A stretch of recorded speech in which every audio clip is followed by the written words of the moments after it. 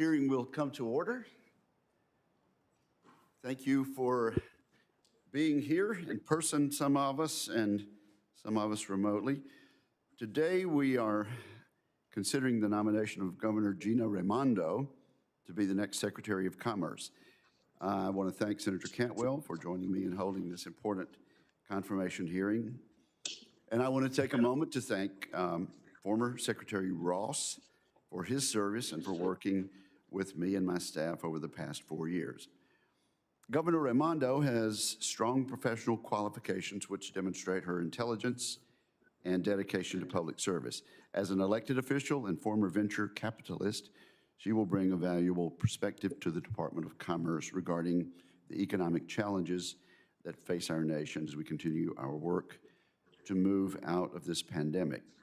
I look forward to hearing from Governor Raimondo today on her and President Biden's goals for the Department of Commerce if she is confirmed as Secretary, which I expect will certainly occur. This confirmation hearing is just the starting point for our conversation about vital policy matters, including responding to the economic damage caused by the pandemic, investing in our people and small businesses, ensuring that American workers and manufacturers can compete fairly in the global market, growing the marine economy through the promotion of transportation, seafood, shipbuilding, and technological innovation and research, promoting 5G deployment and increasing rural broadband access, improving our nation's cyber security, and elevating space commerce at the department.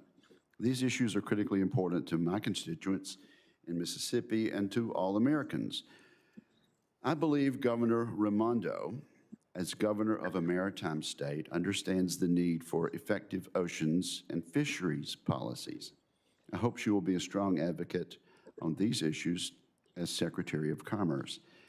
I appreciate that Governor Raimondo is testifying remotely today. Let me say to the members and our guests who are listening that Governor Raimondo offered to come and attend this hearing in person, but after consultation with me and Senator Cantwell, we certainly agreed that the governor is needed for pressing duties back in Rhode Island as she is still serving as governor during trying times there.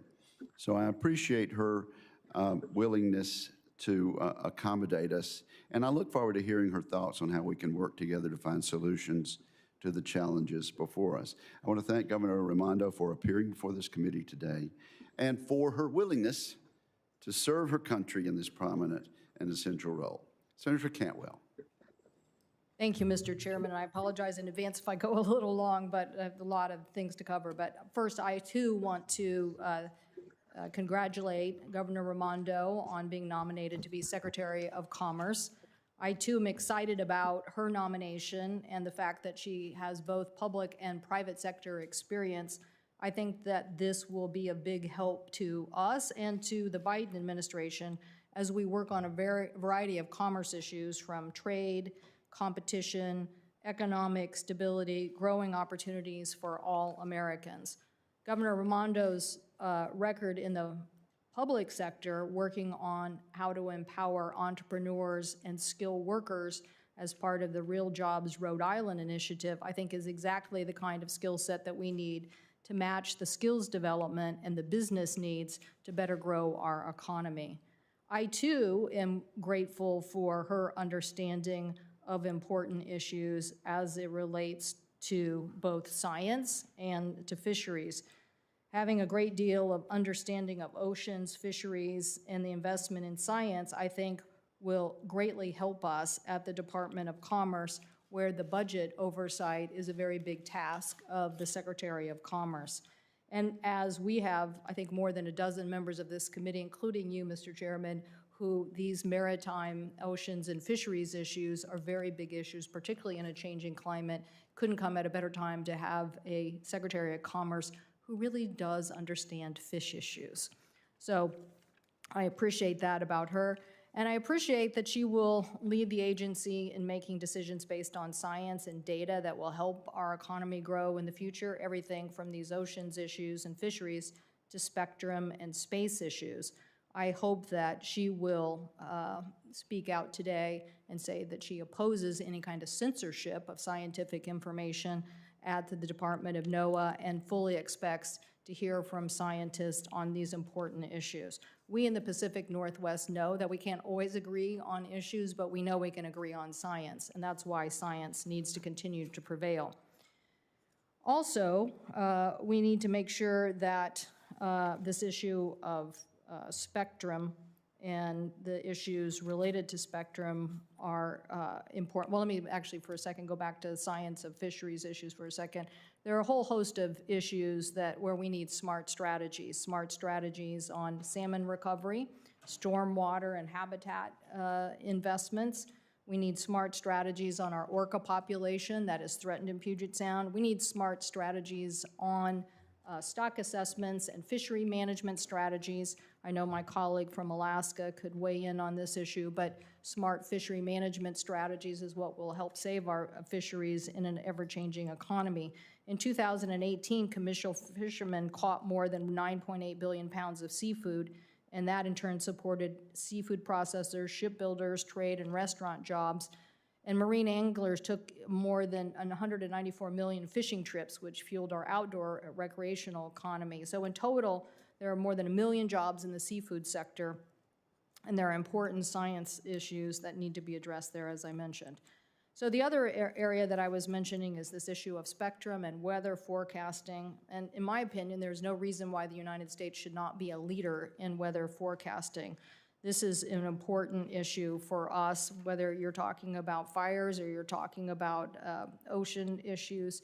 So making a better crucial investment in the science for maritime, aviation, space, and agriculture industries will be very important for us moving forward. During the last 4 years, the FCC, I believe, ran roughshod over concerns raised by various committees within Congress on these airwave issues, critical to weather data adjacent to the 24 gigahertz ban, critical to systems dependent on GPS, and threatened by the Legato decision. So I'm hoping that a Commerce Secretary will take these issues and help the administration prioritize how we can get on the same page, and also work with us on these important issues of national security. The chairman worked so hard on the issues of Huawei and rip and replace and making sure that the American infrastructure was going to be secure from the future of threats and violations. I hope the Commerce Secretary will work with us on these security issues on our communication system as we move forward. And the Secretary will inherit a new program as part of the COVID bill, the Tribal Broadband Connectivity Program. A 2019 report from FCC found that less than half of households in Indian country have access to high-speed broadband services, a 20% gap from non-tribal areas, and so I hope that we will be able to get good administration of that program.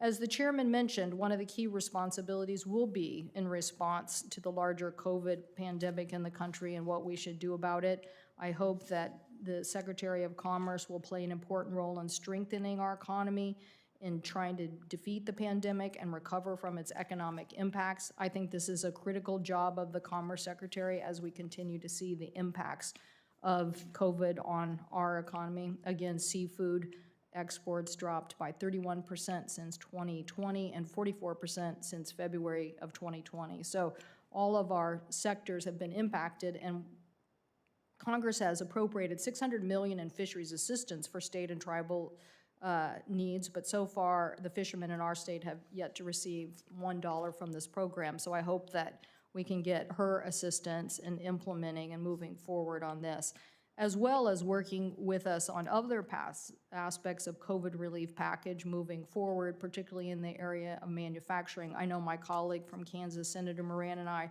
are very interested in how we continue to keep an aerospace manufacturing sector going at a time when we've seen decrease in demand. And the COVID pandemic will also have to help us deal with minority-owned businesses who were greatly impacted by the pandemic and have received less help and support. So the Office of Minority Business Development, I believe, is an agency that can help focus us on these issues. And the Department of Commerce, I think, continues to have a leadership role in our competitiveness as a nation. I hope that we will continue to look at this issue of competitiveness. In my state, 1 in 4 jobs are related to trade, and I hope that the Secretary and the administration will make a goal for export advancement. Increasing exports is a great way to grow our economy. The last Democratic administration had a goal of increasing exports 50% over a 5-year window and came pretty close to making that. I hope that we will continue to move our trade export agenda and that the Secretary of Commerce will help on that. And then lastly, the census. We don't need a politicization of the census. We need accurate data and information. For every 100 households missed in the 2020 census, the state could lose up to $5.8 million. So we need to get this right because children and veterans and seniors and families are dependent on how this formula works. And I hope that we will have a less political process, but one that gives us an accurate census moving forward. So Governor Raimondo, that is a big agenda item to cover for Secretary of Commerce, but as I said, very confident that your public and private sector experience will help us deal with these issues and your great depth and knowledge, both about the competitiveness that America needs, both from the perspective of the outside in the private sector as well as governor, will help us steer through this current pandemic challenge and on to better economic times. Thank you, Mr. Chairman. Thank you, Senator Cantwell, for that very fine opening statement. And now we turn to our nominee, Governor Raimondo. Your prepared statement will be included in the record as submitted, and we ask you to summarize any comments you might have in 5 minutes. You are recognized. Chairman, when are the introductions from her home state going to come? Oh, okay. Well, we have just received a flash notice that there will be introductions from senators from Rhode Island. Did I hear the voice of Senator Jack Reed? Thank you, Mr. Chairman. Yes, you're recognized, sir. Thank you, Chairman Wicker, and thank you, Ranking Member Cantwell. I've had the privilege of knowing the governor for several years. In fact, since 1971. I was a new second lieutenant, just graduated from West Point. I drove to my family's modest summer cottage in Narragansett, Rhode Island, to check in with my folks before I hit the beach. We lived next door to the Pirro family, wonderful neighbors. Mr. Pirro was a cook in a business club in Providence, Rhode Island. And just before I left, my mother said, "Go next door. Josephine just had a new baby." Josephine was the Pirro's daughter. I weighed the joys of the beach versus the command of my mother, and I quickly went next door. I saw Josephine holding an almost 2-month-old little girl. I said, "She's cute. What's her name?" "Gina," said Josephine Raimondo. Our families summered together year after year, so I saw and heard of the governor's remarkable progress. She attended my high school, LaSalle Academy, where she excelled. By the way, that's also Senator Toomey's high school. She was accepted into Harvard College, where she again excelled. Upon graduation, she was awarded one of the most prestigious scholarships in the world, a Rhodes Scholarship. After graduating from Oxford, she earned her law degree at Yale University. After a clerkship in the federal district court, she turned her formidable talents to business. In her finance and investment work, she learned about business and innovation from small startups to large corporations. She will bring that wealth of experience, practical experience, to the Department of Commerce. In 2010, she was elected the General Treasurer of the state of Rhode Island. She took on tough issues and hammered out practical solutions. In 2014, she was elected the first woman to serve as the governor of the state of Rhode Island. She was re-elected in 2018. As governor, she has led with extraordinary distinction. In the wake of the pandemic, she rallied the people of Rhode Island with straight talk and quickly established an outstanding team of physicians and medical experts to guide the state's efforts. She has made bold changes to the economy to improve its direction. Understanding the centrality of education now and the increasing urgency in the future, she created a program of free tuition at the Community College of Rhode Island for low-income Rhode Islanders. She realigned work skills training with the needs of business. She joined Senator Whitehouse and me in helping to modernize Rhode Island's infrastructure and completed the nation's first offshore wind power system. She spurred investment and job creation in our state so that prior to the pandemic, we had a record number of jobs and our lowest unemployment rate in 30 years. Now, I would like to say all of this is the result of meeting me at the formative age of 2 months, but I can't. What I can say about her is she is the proud daughter of working class parents. They served the nation and their community and left an example of hard work and helping to build opportunity for all. As such, Governor Raimondo knows that the true test of a Secretary of Commerce is a flourishing Main Street, not simply a bountiful Wall Street. I can say with complete confidence, after battling the COVID epidemic, after invigorating our economy, and with a firm commitment to working families like her own, there is no better choice for the Secretary of Commerce at this time than Governor Gina Raimondo. Thank you very much, Mr. Chairman. Thank you very much, Senator Reed. I'm told Senator Whitehouse is also lined up to make an opening statement. Sir, are you there? I am here, Chairman Wicker. Senator Whitehouse is recognized. Thank you for this opportunity. Thank you also to Chairman-to-be Cantwell. I cannot top Senator Jack Reed in the length of my association with Governor Raimondo, back to diapers. But I can assure all of my colleagues, Republican and Democrat alike, that you will like working with Secretary Raimondo.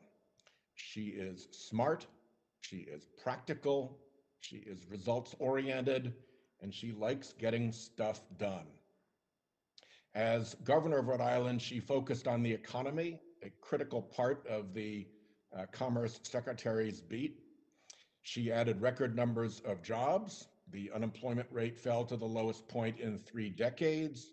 The minimum wage rose 4 times. Protections for low-wage workers improved. New job training programs went into effect, and Rhode Island became particularly a national hub for offshore wind.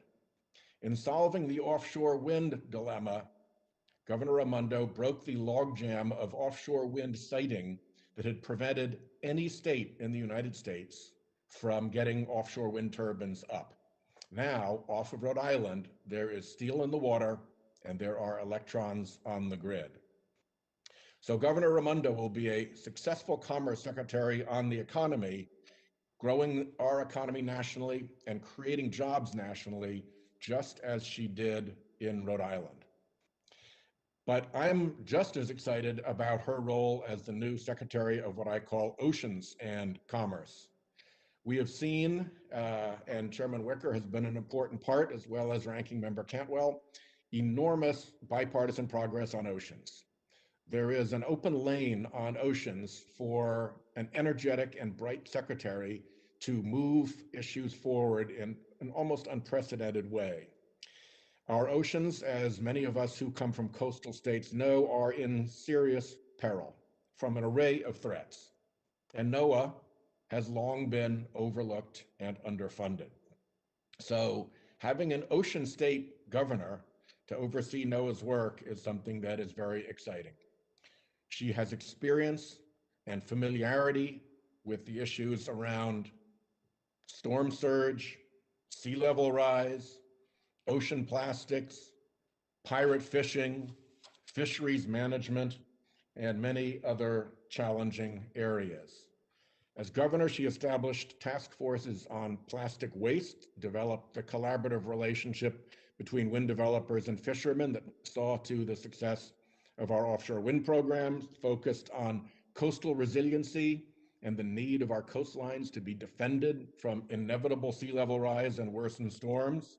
And she focused on our blue economy, which in Rhode Island is an incredibly important part, not only of our financial well-being, but of our heritage as well. Governor Raimondo will be the Secretary for Oceans and Commerce we have long needed. As important as her successes in this area is also what Jack referred to, and that is her grounding and her roots. She recognizes the values that matter most to Rhode Islanders, and I think to people around the country. That if you work hard, you should never have to struggle to feed your family. You should have access to good health care and quality housing. You should be able to live in a safe and clean environment, and you should be able to send your kids to a good, reliable school. Her values will serve Americans very, very well, and I'll end where I began. I am very confident that my colleagues will like working with Secretary Raimondo. Thank you. And I'm going to put Senator Reid and Senator Whitehouse down as firm yeses on confirmation. And Governor Raimondo, we are delighted to have you remotely, and you are now recognized for 5 minutes. Thank you, Mr. Chairman, and thank you, Ranking Member Cantwell. Special thank you to Senators Reid and Whitehouse for your friendship, support, and such kind opening remarks. Thank you to both of you. It is an honor to come before this committee today as President Biden's nominee for United States Secretary of Commerce.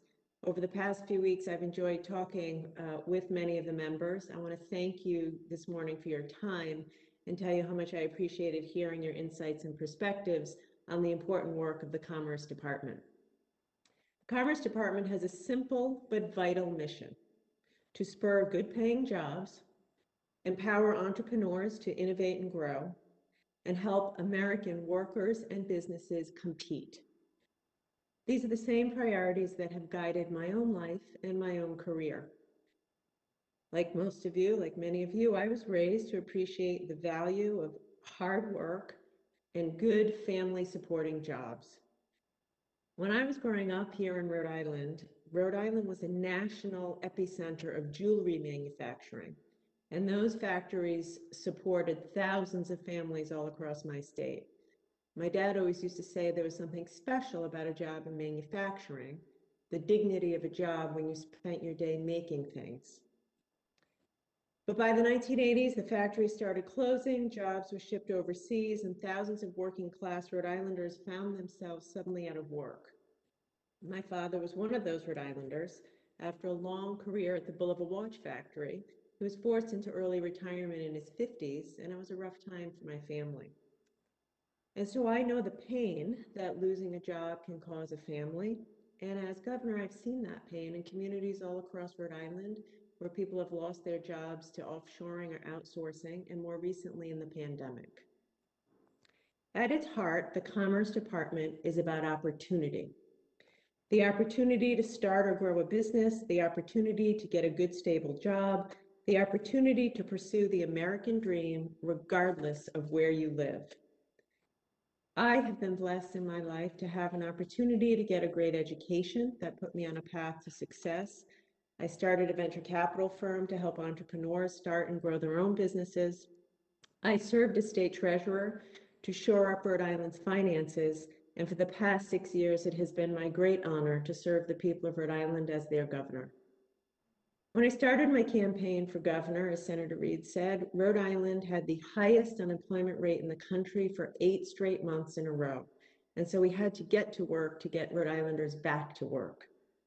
By the time the pandemic hit, we had the lowest unemployment rate in over 30 years and the most jobs ever in our state's history. We did it by investing in people through workforce training programs, bringing dozens of new businesses to the state, and empowering small business owners. We launched the Real Jobs Rhode Island Training Initiative, which has partnered with 1,800 companies and provided skills to 11,000 Rhode Islanders.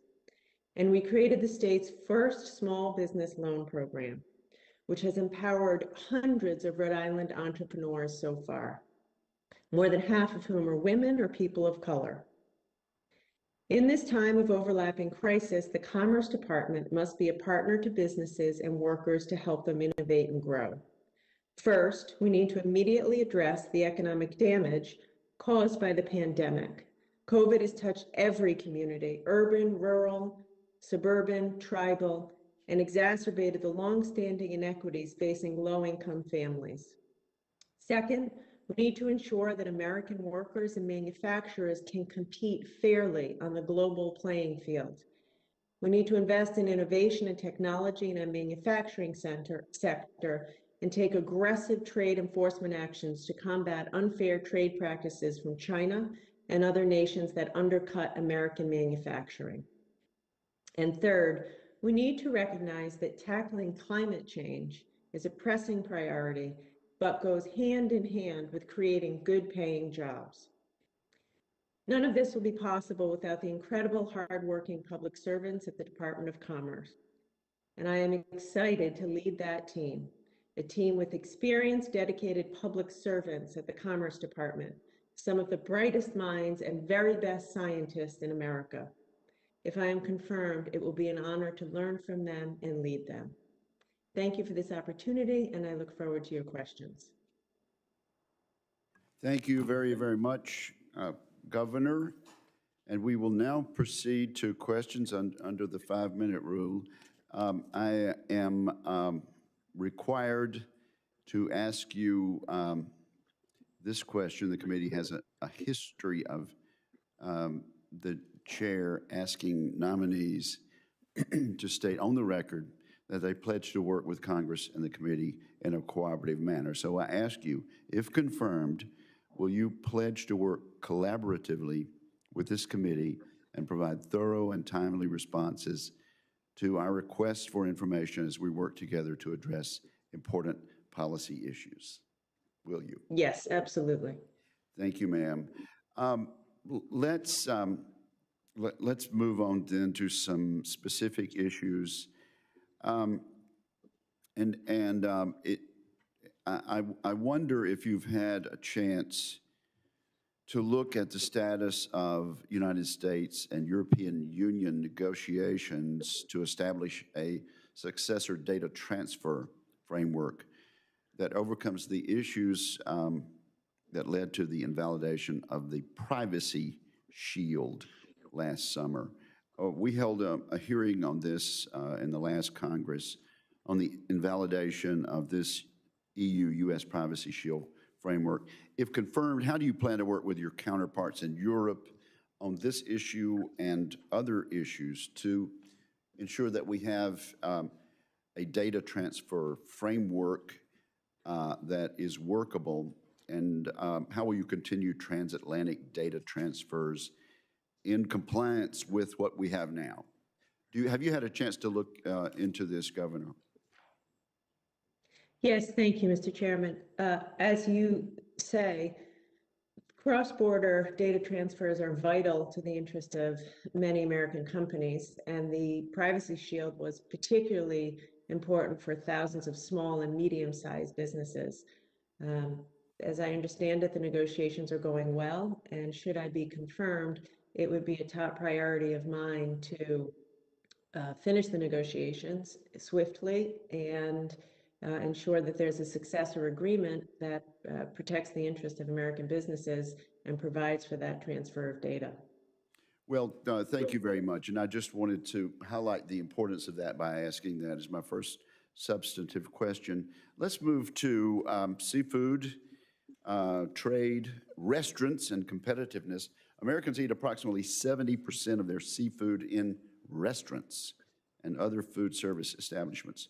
Restaurant closures during the COVID-19 crisis caused the demand for seafood to evaporate almost overnight. As a result, fisheries across the nation have reported up to a 90% drop in sales in 2020. My Restaurants Act, which is a bipartisan act, would have temporarily established and provided funding for the Restaurant Revitalization Fund. Since Americans eat 70% of their seafood in restaurants, this bill would also help the seafood industry recover. And at this point, I offer into the record at this point an op-ed in today's Wall Street Journal, Closing Time for Bars and Restaurants, by Robert St. John, a prominent restaurateur in the state of Mississippi. And without objection, it will be added into the record at this point. So let me ask you, Governor, since 70% of Americans eat their seafood in restaurants, from the perspective of your region, what do you expect to be the lasting impacts of this terrible crisis on the seafood industry? And what will it take for the seafood and the restaurant industry to recover? Thank you for that question. And I know from our previous discussions, this is a very important topic for you, as it is for me. As Senator Whitehouse said, I am the governor of the ocean state. Thousands of Rhode Islanders make their living as commercial fishermen, and both they and restaurants have been really devastated during this pandemic. If confirmed as Commerce Secretary, I would look forward to working very closely with you and your colleagues to come up with bold and creative solutions, not only to help our fishermen, but also our restaurants, and for that matter, the entire hospitality industry, because I assess the impacts to be quite long-standing unless we take bold action. These are two terribly threatened industries that are vital to our economy. Thank you, Governor Raimondo. Senator Cantwell, for your questions. Thank you, Mr. Chairman. Governor, again, congratulations on your nomination. And I think you're aware of how broad the committee is in it, the department is in its oversight of science issues. So I wanted to, the chairman asked you a pretty broad question at the beginning, which was important to do with collaboration. It's surprising how often that doesn't happen sometimes, so it's very good to clarify. But also want to clarify this issue as it relates to science and data. Do you oppose any censorship of scientific data and information coming out of the Department of Commerce? Yes, I do. Thank you. And will you work with us to help restore the confidence in that science and data information and investment in it for the future? Yes, I will. Thank you. A couple of specific issues. One that I mentioned in my opening statement, and as we're talking about seafood and the fishing economy, salmon is particularly important to the Pacific Northwest. And one of the issues regarding salmon that I think, as we talk about infrastructure investment moving forward, that is all sorts of transportation infrastructure, we're a coastal state with a lot of transportation infrastructure and moving of products. But keeping salmon habitat and restoration in a robust state is very critical to keeping salmon. So will you work with us on a more targeted, larger scale investment in stormwater restoration and in building critical habitat for everything from oyster reefs to eel and seagrass and critical habitat? I'm sure this is, again, I think there's a dozen or so members of this committee that probably have similar problems in their states, but would you work with us to increase the amount of investment and targeted return from that investment? Yes, I would very much look forward to working with you and other members of the committee. Again, as I said, I have come to understand from my discussions with you these past couple of weeks how important the salmon stock is and the fishing industry in general is to your state, and I would absolutely look forward to working with you on that issue. Well, I guess I would call it salmon infrastructure, and that is that as we grow transportation infrastructure, which we also desperately need in the Pacific Northwest, we grow salmon infrastructure, which is that habitat and stormwater restoration, which practically every community in my state would tell you that they need if we're going to do a better job of protecting salmon. The same kind of scientific and data information is also needed for our orca whale population and preserving them. So one of the things that they have issue with right now, which Noaa has basically said we need to do something about noise as it relates to the orca population. So I hope that you will work with us to implement something that is a process for our shipping and Coast Guard and others to work on a mitigation plan for the orca whale population. Yes, I would be excited to do that. I will say here as governor, I have a record of investing in stormwater, investing in resiliency, investing in adaptation, and would certainly look forward to doing that with you and members of the committee.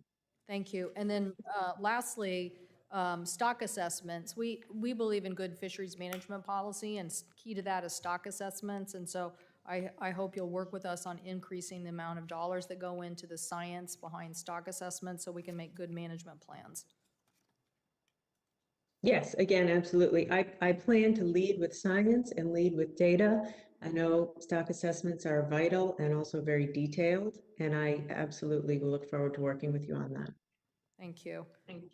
And on the larger issue of science and data, as I mentioned in my opening statement, as it relates to weather, do you think the United States should be a world leader in weather and data forecasting information? I say, I'm not necessarily trying to be competitive with another nation, it's just the amount of times that we hear our news broadcasters say, well, this is the forecast, and then this is the European forecast.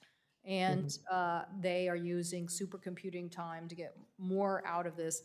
This weather data is so critical for us as it relates to, as I said, aviation, maritime, space issues, agriculture issues. So will you work with us to make sure the United States has the state-of-the-art technology when it comes to weather forecasting and weather information? Yes, I think, and we had the opportunity to visit about this last week, I applaud your leadership on it. I think that America's National Weather Service should be the gold standard. And should I be confirmed, I will work with you to make sure that that is the case. Thank you. I see my time's expired, Mr. Chairman. I would just say that I'm going to count on the governor to work with us. Her workforce strategy in real Rhode Island jobs, I think is, that particularly for underserved communities and minority business communities is something we need to look at and how we can elevate that to a national level. Thank you, Mr. Chairman. Thank you, Senator Cantwell. Senator Thune. Thank you, Mr. Chairman. Governor Raimondo, congratulations on your nomination. And let me just start by saying that, as I'm sure you are aware, in December, Congress allocated funds to NTIA to oversee a broadband grant program to connect underserved areas. It is vitally important that we close the digital divide in states like South Dakota and across America. However, the effectiveness of NTIA administering such a program is concerning given its history awarding broadband grants provided by the 2009 stimulus. Under the Obama-Biden administration, GAO concluded that NTIA had faced a number of challenges from staffing to adequate data on broadband availability, resulting in a largely ineffective program at the taxpayer's expense. What steps would you take to correct the mistakes of the past, and will you commit to me that NTIA will set up this program in a way that this new money only goes to areas that are completely unserved? Thank you, Senator, for that question. First, let me say that as a governor of a state and having led through COVID, I have seen the truly devastating effects of that lack of broadband can have on people. It's not a luxury, it's a necessity. It's how children can have their classes. It's how people can do telehealth and visit a doctor. It's how you can sign up to get a vaccine. So you have my strong commitment to work closely with you and other members of this committee to make sure that NTIA has strong leadership and that we execute on those grants as expeditiously as possible and with an eye towards making sure that everyone, tribal lands, rural, folks who live in a mountain range, has access to broadband, which is absolutely necessary. I will also say, this is an area where I hope we can have bipartisan agreement. I have heard from my Republican governor colleagues and Democratic governor colleagues all over the country saying, we need help on this. And so should I have the honor of serving as Commerce Secretary, I commit this will be a very top priority the minute I get into the job. Thank you. Congress established a clear division of responsibility for spectrum management. The FCC is responsible for commercial spectrum, NTIA is responsible for federal government spectrum, and there have been a number of instances in the past when the FCC and NTIA's roles have come into conflict. How can we ensure that the FCC and NTIA work in partnership to address spectrum management issues that impact both federal and commercial entities? And do you support freeing up additional spectrum held by the federal government to support the needs of next generation wireless services?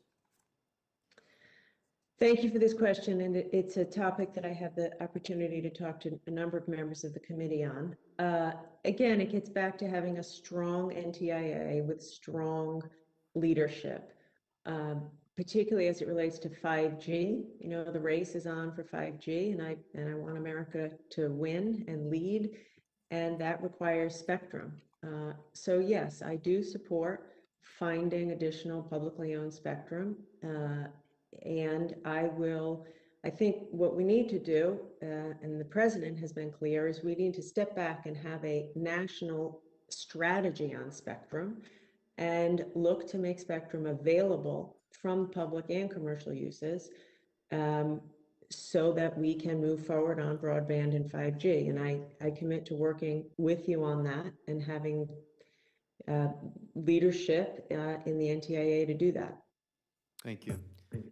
The livelihoods of farmers and ranchers in my state often depend on forecasting accuracy, so it's important that we find innovative ways to improve NOAA's capabilities when it comes to predicting weather. In last Congress, Senator Schatz and I introduced a bill called the Learning Excellence and Good Examples from New Developers, or LEGEND Act, got to have an acronym around here, which makes NOAA's current and future operational forecast models more accessible to outside experts, including scientists and engineers and academia, who can provide new insights to improve existing forecasting models. Do you believe it is important for NOAA to incorporate innovative approaches to weather forecasting from outside stakeholders? Yes, I do. As I said to Senator Cantwell, the National Weather Service should be the gold standard. And by the way, I have a strong track record of embracing innovation and technology throughout my public and private sector career. So yes, I think we ought to be forward-leaning and embrace science and technology and innovation so we have the best there is to offer. And would you commit to working with us to move that act through Congress, that legislation? I will commit to working with you, absolutely. Thank you. Thank you, Mr. Chairman. Thank you, Senator Thune. Governor, let me just interject that Senator Thune has raised a very good point with regard to NTIA and FCC, and it is going to be important that we have a secretary that is committed to following the statute on the bifurcated system of managing spectrum with the NTIA representing the spectrum needs of federal agencies. Senator Klobuchar. Thank you very much, Mr. Chairman. Welcome, Governor. Thank you for being here. And I have to say that those two introductions by your senators, we hear a lot of introductions, but they were incredibly heartfelt and a tribute to you. And I would also add that my own governor, Tim Walz, is a big fan of yours, and that goes a long way. So your experience with economic development, your private sector and public sector experience, I think it's going to be an amazing combination for this job. So thank you very much for being willing to serve. I had a question. You and I talked about this when we met on travel and tourism, and I noted that Senator Blunt and I, along with several other senators, including Schatz, Cortez Masto, have worked on tourism. And the Brand USA bill, where Senator Blunt and I have led for years now, is a public-private partnership that promotes international tourism throughout the U.S., supporting more than 51,000 jobs a year. And I just like your commitment that you will support that and do all that you can to continue to support the tourism industry. Yes, thank you, Senator, and thank you for your time yesterday. And thank you for your leadership on tourism. I know you've been a leader on this issue for a long time. I hail from a state where tourism is a significant part of our economy, and I have seen firsthand over these past 10 months just how crippling the COVID pandemic has been to the businesses of tourism-dependent businesses. So yes, I look forward to working with you and your colleagues, really leaning into Brand USA and being as bold and creative as we can to encourage people to come to our country, to fly, to stay in hotels. Obviously, I think President Biden's leadership around COVID is vital, and once folks are vaccinated and feel more comfortable, absolutely, we will work together on this issue. It's a lot of American jobs. Thank you. And one thing we didn't talk about as much, and I wish I had, and I can talk to you about it later, and given your experience with venture capital investment and the like, I think you could be such a big advocate for this, is that a bill that I have called the New Business Preservation Act focuses, we worked with Steve Case and other people on this, focuses on incubating and developing Silicon Valley type areas all over the country, that it shouldn't just be one area that gets all this investment, as good as that is, and that we need to spread it around and create other hubs of investment. And what the bill does is it authorizes states to make equity investments in new businesses alongside venture capital companies. They wouldn't actually be making the decisions or funding it directly. But I hope you'll be willing to look at that and look at that as well as skills investment. I think your experience in Rhode Island and what the work you've done with getting more people jobs would be really helpful. I think it was Tyler Perry who once said, your beginning shouldn't dictate your destiny. And certainly after this pandemic and through this pandemic, we're going to have a lot of work that must be done. I know Senator Cantwell has been such a leader on this, on skills reinvestment, as well as looking at our economy more globally about where we can invest in areas of the country to encourage more hubs of innovation. Thank you, Senator. Yes, of course, I will look forward to working with you and all of your colleagues. I would say I am deeply committed to making sure that all Americans in every community have an opportunity to have the skills they need to get a good job. And it is true that most venture capital is highly concentrated in 5 or 6 communities around America, but those communities don't corner the market on great ideas or entrepreneurs. And so I will very much look forward to working with you to provide opportunity to all Americans. Thank you. Last question. With 95% of the world's potential customers living outside of our borders, it's important more than ever that we ensure that our businesses and farmers, as reference to Senator Thune, we share a border, are able to capitalize on opportunities in these markets. And I'm a strong supporter of the U.S. Commercial Service, which, as you know, is the export division of the Department's International Trade Administration, which handles trade promotion, has trade professionals in over 100 U.S. cities, including my own, and has a presence in more than 70 countries. And during the Obama administration, there was a lot of focus on this. And I think we need to do even more as we move forward on exports. What's your plans to improve the U.S. Commercial Service Program, particularly for businesses based in rural areas? So first, I agree with you. Secondly, I know this is an important area for you, and I appreciate your leadership.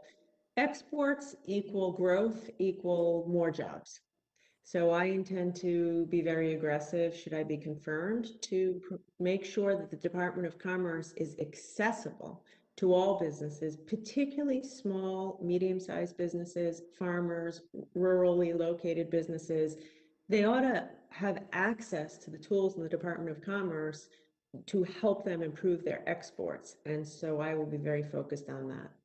Very good. And I'll put on the record, Mr. Chairman, questions about broadband as well as steel dumping, something I discussed with the governor yesterday. So Thank you, Senator Klobuchar. Senator Blunt. Thank you, Chairman. Governor, I'm sorry we haven't had a chance to visit yet, but look forward to an opportunity to do that. Let's go right to the exports issue that you and Senator Klobuchar just talked about. I think one of the disadvantages we've created for ourselves in the recent years are tariffs on a number of things, but particularly steel and aluminum. In my state, we make beer cans and bass boats and automobiles and pickup trucks, and I think we're disadvantaged, Excuse me, Senator, frankly. don't you also make airplanes? And airplanes, exactly, and even Boeing airplanes, as a matter of fact. Don't take that out of his Senator time. Cantwell. But all of those things, and well beyond, as Senator Cantwell just pointed out, well beyond any list I would come up with. President Biden said he would conduct a review of all existing tariffs. I'm personally concerned about the 232 tariffs on steel and aluminum. and wonder if you have any view on that issue. Yes, thank you very much for that question. I will say that here in Rhode Island, you know, we make submarines and electric boat who are consumers of steel and aluminum. And so I hear you and I appreciate your advocacy. Having said that, China has clearly behaved in ways that are anti-competitive, dumping cheap steel and aluminum into America, which hurts American workers and hurts the ability of our companies to compete. So should I be confirmed, I plan to be very aggressive to help Americans compete against the unfair practices of China. I will say the president has been clear. We need to step back, review broadly our policies, trade policies as it relates to China, consult with our allies, and I will assure you that I will certainly listen to you, engage stakeholders, listen to the manufacturers in your state, and take their needs into account. I also understand there's an exclusions process, and I will also commit to you for consuming industries, and I will commit to you to ensure that that exclusions process is swift, fair, objective, and helps to balance the competing interests. Well, I do think, and I'm sure you well understand that the dumping, the tariffs that are based on that are clearly tariffs that we should impose, and we shouldn't tolerate dumping. At the same time, we shouldn't use national security as just an excuse to have a tariff, and you're not suggesting we should, but anything you do on that front doesn't take away the tools you have from a country like China that may be dumping steel and aluminum, and I hope you'll look at that way. I was going to mention Brand USA, and Senator Klobuchar and I mentioned we have worked closely on that for a long time. It's a program that is working, was working obviously a lot better when people were traveling, but to be sure that we're continuing to project states like Minnesota and Missouri and Rhode Island that may not have their own budget that would allow them to appeal to foreign travelers the way Brand USA has. It's working. It's a great partnership. I think we've gone through all of the challenges of a new program and see that program working a little better all the time. And you've already addressed that. Generally, the hospitality industry, travel, tourism, hospitality has been hurt as badly as any industry in this pandemic. And being sure when we establish barriers, like some concern right now that maybe everybody who'd travel to the United States should have had a vaccine or have some level of testing. I hope we really move forward looking at those issues with an understanding of how important that is to our economy. We clearly want to win the fight against the virus, but we don't want to lose the fight for a reemerging economy in those areas. Have you had any thoughts on whether there should be barriers on travel that the Commerce Department would be involved in? Yeah, so thank you for the question. I would say this is something that I have lived every day since COVID, because being governor, you're in the position of wanting to protect people from COVID, but also make sure that you maintain as much of an economy as possible. The President Biden has a fantastic team leading on COVID, and I have confidence in their ability to do that. I will simply say to you, I hear you, and I feel we need to be very bold, aggressive, and creative to help the tourism and hospitality industry in light of the situation they're in. Thank you, Governor. Thank you, Chairman. I may have some questions for the record, but I've used up my time. Thank you, Senator Blunt. Senator Blumenthal. Thank you, Mr. Chairman, and welcome to the committee, and thank you for your willingness to continue your public service, Governor. I am really admiring and grateful of your record on environmental preservation, particularly your commitment, as you and I discussed, to the idea of a Blue New Deal, I think a phrase originated by Senator Warren, but as the ocean state and our neighbor to Connecticut, I know that you're committed to our oceans and to the health of that treasure that we share. And in that connection, I was very gratified to see that President Biden has signed an executive order to reinstate the protections afforded by the Northeast Canyons and Seamounts Marine National Monument last week. That's a cause that I championed. President Obama signed the order establishing it. President Trump reversed it, and now, fortunately, President Biden has reinstated it. And I understand that he is contemplating and will soon sign an executive order to establish a goal to conserve 30% of all United States lands, freshwaters, and oceans by 2030, which is known as 30 by 30. Thank you for your support of that measure as well. As you know, the quotas for fishing in our respective waters are outdated, and I would like your commitment that you'll be working with me to get the Atlantic States Marine Fisheries Commission and relevant fishery managers to update the outdated quotas for fishing, which affects the fishing industry in our respective states. As you know, those quotas have been severely outdated for years, and they force many of our boats to throw back fish that are dead anyway, and the quotas should be updated to enable them to keep some of that produce. Thank you. And I know this is a vitally important area for you. You've brought it up with me a few times, and I definitely look forward to working with you on this. I will say that I understand, again, being the governor of the ocean state, 4,000 or 5,000 people make a living fishing here. Having quotas, stock assessments, accurate based on data, science, is important, and I'll prioritize it. That's how I'll lead, and I look forward to a dialogue with you on this. Thank you.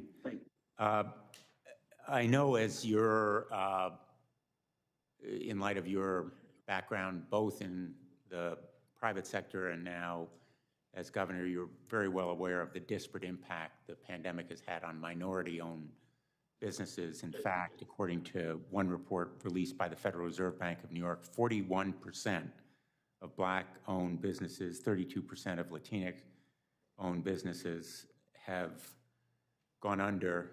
What would be the role, what should be the role of the Minority Business Development Agency to help vulnerable and hopefully thriving minority-owned businesses? Yes, thank you. COVID has shined a light on the inequities in our economy, and the president has been very clear, we're going to build back better and more equitably, and I strongly support that. I believe MBDA can play a vital role in that. Certainly, I have a lot of experience as governor in place-based economic development. I'm very proud of the fact that more than half of the people who have participated in our job training and placement effort post-COVID are women and people of color. So you have my commitment to lead in this area and to use the MBTA as a very important player in the rebuild effort. Thank you. Finally, let me ask you about broadband connectivity. As you know, many parts of our country, including Rhode Island and Connecticut, are afflicted with the homework gap. The lack of connectivity is a severe barrier to young people trying to stay current, and that's another problem that's been highlighted by the pandemic. The Census's ACS program is one of the most reliable sources of information about the homework gap, and I would appreciate your commitment that you will make as a priority the sources of information about the homework gap and the digital divide, which are so necessary to are closing that gap. Yes, I will commit to prioritizing that and working with you on that. Thank you. Thanks, Mr. Chairman. Thank you, Senator Blumenthal. Senator Fisher. Thank you, Mr. Chairman and Governor. It's a pleasure to see you here today, and I appreciated you taking time earlier to have a conversation with me. So it's an important job that you've put your name forward to take on. And again, I thank you for your willingness to serve. I'm interested in talking more with you on technology and competitiveness. Just yesterday, the Center for Data Innovation report assessed our country's artificial intelligence capabilities as being in a dead heat with China's. At the end of 2020, two bills that I led to advance U.S. policy on the Internet of Things and emerging technology both passed into law. The first is the DIGIT Act, which I worked on with Senator Schatz, to ensure that the U.S. remains competitive on the development and deployment of IoT. This could add considerable value to our economy, especially in transportation, manufacturing, agriculture, and also energy sectors. The bill, now law, directs the Secretary of Commerce to convene a public-private working group and a steering committee. If confirmed as secretary, will you prioritize implementing the DIGIT Act's working group structures in accordance with that law? Thank you, Senator, and thank you for your time the other day. I enjoyed the discussion. The answer is yes, I will look forward to working with you on that. Whether it's artificial intelligence or 5G or blockchain, we are in competition, and it'll be my job, should I be confirmed, to make sure that Americans can compete and get those jobs. And so convening that sort of a group would be absolutely a priority for me, working with you. Great. Secondly, I led the Senate companion to the American Compete Act with Senator Sinema. The legislation directs the Commerce Department to complete a series of studies on emerging technologies. These studies will inform Congress on key sectors of emerging tech, which have major consequences for our country's economic success. The Secretary of Commerce plays an important part in conducting those studies in the Compete Act. Will you commit to ensuring that, if confirmed, the Secretary's office will take a lead role in fulfilling this responsibility? Thank you, Senator, for that. And yes, I will commit to working with you on that, focusing on that, and prioritizing it. Thank you. During our call last week, we talked about how Noaa works closely with the University of Nebraska on two important programs, the High Plains Regional Climate Center and the National Drought Mitigation Center. Both of these programs provide important information on the climate across the country. If confirmed, will you work with me to ensure that Noaa continues to support and coordinate with UNL on these programs? So thank you for bringing that up again. I know this is a priority of yours because you brought it up with me before, and I would look forward to working with you. I will say here in my home state, Noaa has a significant presence and also works with our University of Rhode Island to great effect and to create innovation and jobs. So I will look forward to supporting you on that.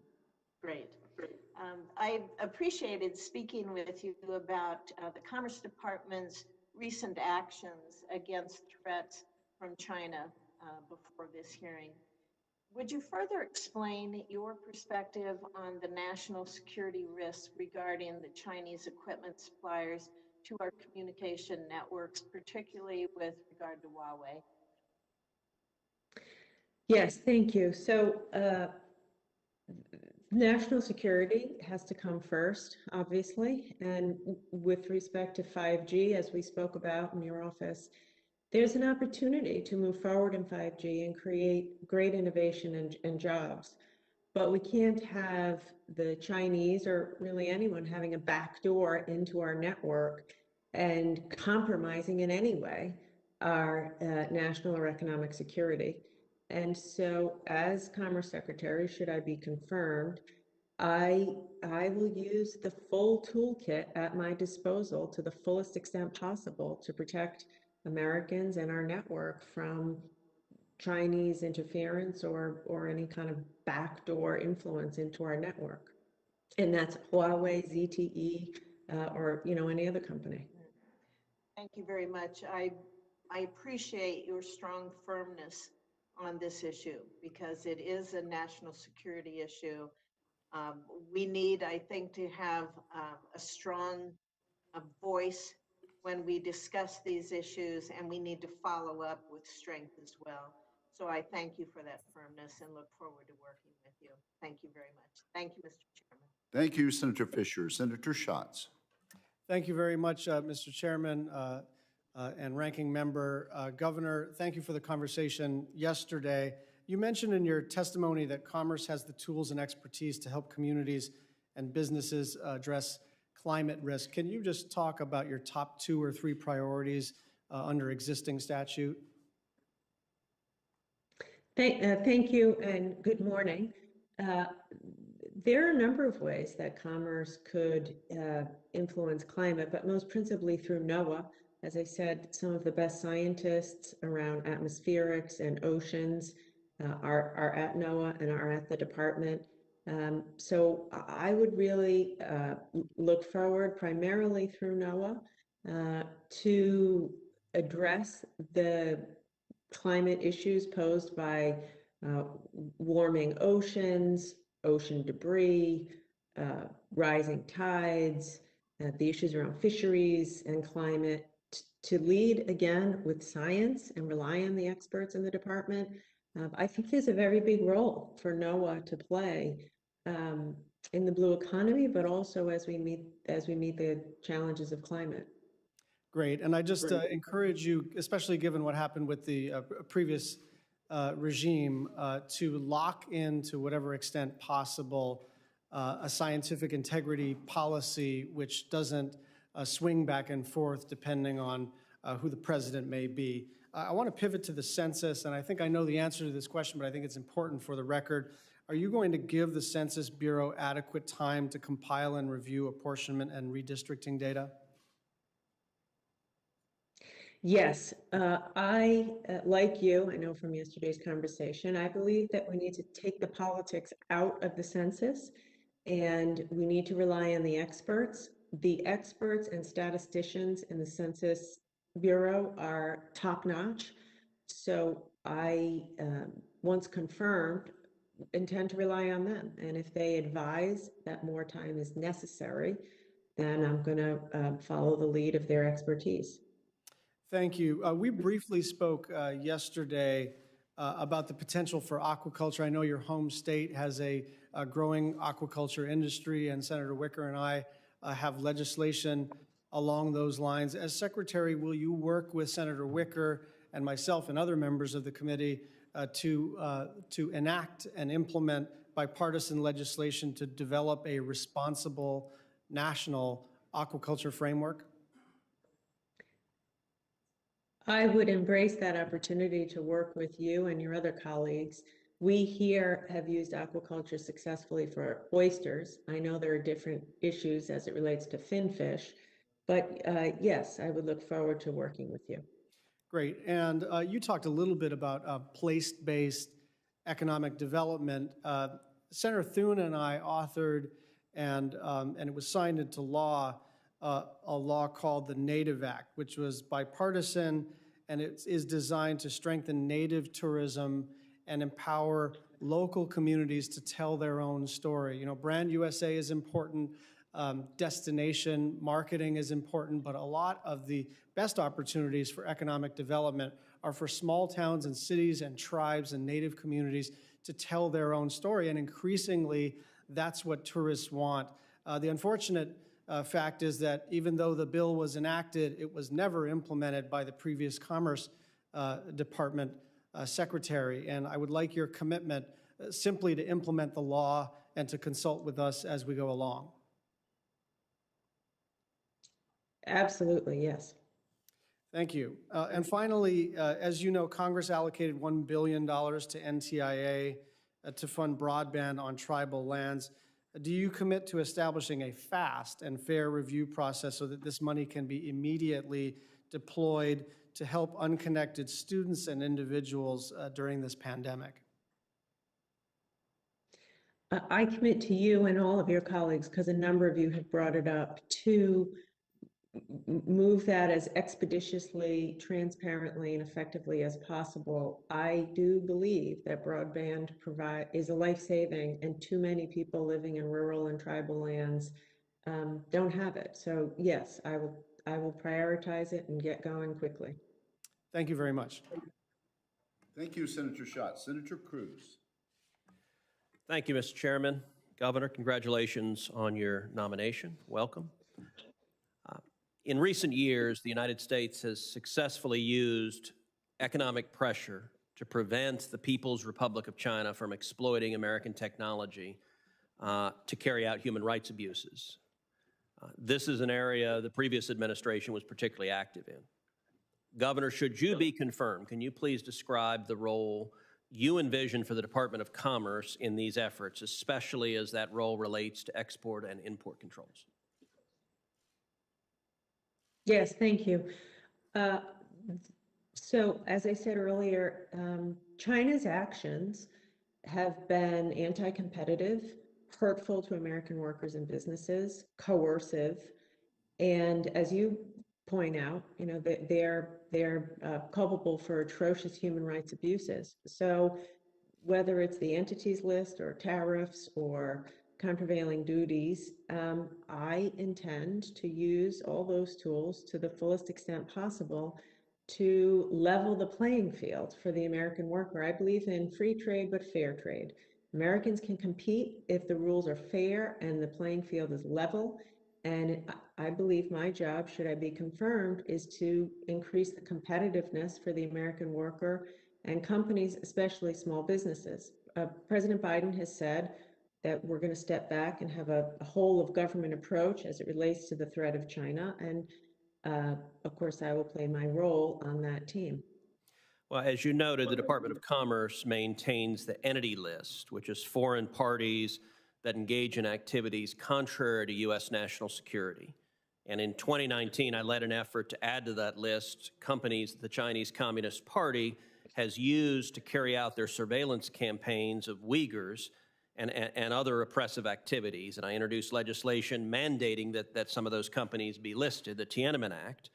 And in the fall of 2019 and in 2020, the Trump administration did so, adding batches of Chinese technology companies to the entities list. Can you commit, if confirmed, that those companies will remain on the BIS entities list?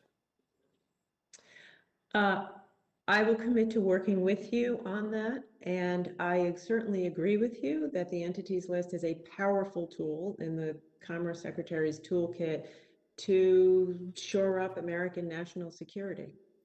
Well, let me ask about Huawei in particular. Can you commit that Huawei will remain on the list? I will commit that once, should I be confirmed and I am there, I will review the policy, consult with you, consult with industry, consult with our allies, and make an assessment as to what's best for American national and economic security.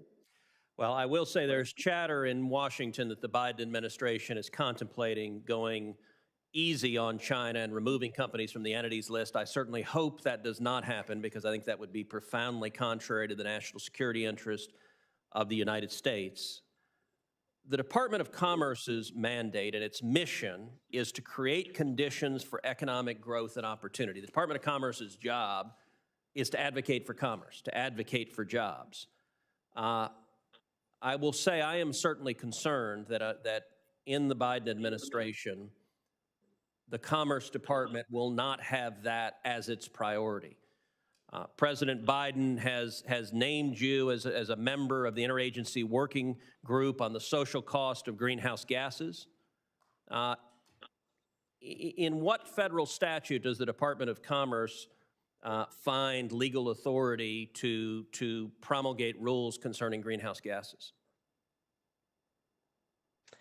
That is a question I am not certain of, but I will tell you that if President Biden asks me to serve on his team in a capacity to help American workers compete or to fight climate change, then I obviously will be a key player on that team.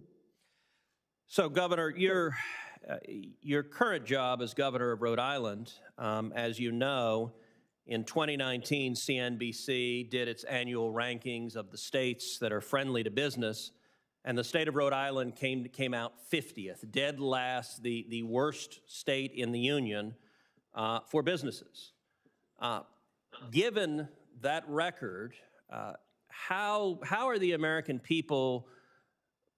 What reassurances can you give the American people that your performance at Commerce would be better than the state of Rhode Island has done in terms of creating an environment where jobs are plentiful? When I ran for governor, Rhode Island had the highest unemployment rate in the country. And just prior to COVID, we had the lowest unemployment rate in our state's history and the most jobs in our state's history. When I ran, we were 50 out of 50 on Business Insider's ranking, and a couple years into my term, we were 26th. So my record is clear that we have created thousands of jobs for the people of Rhode Island, and I would look forward to fighting for the American worker should I be confirmed. Okay, and final question, should you be confirmed? Last week, President Biden signed an executive order canceling the Keystone Pipeline, destroying 11,000 jobs, including 8,000 union jobs. If you were confirmed as Secretary of Commerce, what would you say to those 11,000 construction workers whose jobs have been destroyed by the stroke of a pen, and what would you say to them? I would say we're going to get you to work. I would say that climate change is a threat to all of us, and that we will make sure that you have jobs, that you have the skills you need to have a job. And by the way, as we meet the needs of climate change, there will be many more jobs created, good paying jobs, union jobs. And should I be the Commerce Secretary, I will fight every single day for every American to have a decent paying job and a chance to compete. Thank you, Mr. Chairman. Thank you. Thank you, Senator Cruz. Senator Markey, we have heard an awful lot from New England already today. Would you like to just yield back your time? Well, this is it's a great day, Mr. Chairman. The Bay State and the Ocean State, we agree on a lot of issues, and we're small in numbers, but we're mighty on policies. And Governor Raimondo is a perfect example of someone who is just an incredible leader on issues that make her state a cutting edge in just so many areas. And I'd like to, if I could, begin, Governor, by taking two subjects I usually raise in committees with Senator Wicker, and that's telecommunications and climate change. And we're going to need programs, and I'm going to be introducing legislation towards this effect in order to protect our telecommunications networks, our fiber optic networks, and harden them against the impact of climate change. So I'm asking you whether or not you would work with me towards the goal of putting together the programs that will help to ensure that that infrastructure gets protected from the inevitability of the climate change that is already built into our atmosphere. It would be my honor to work with you. I have long admired your leadership in this area. And yes, I would look forward to that. Thank you. In the most recent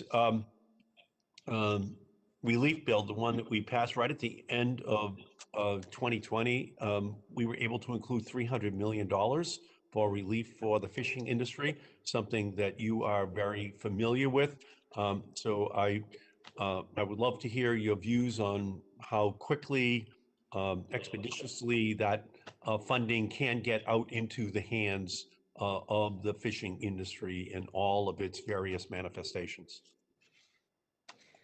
Thank you, Senator. I know you're very committed to the fishermen in your state. We have talked about it. And like you, I come from a state with thousands of fishermen.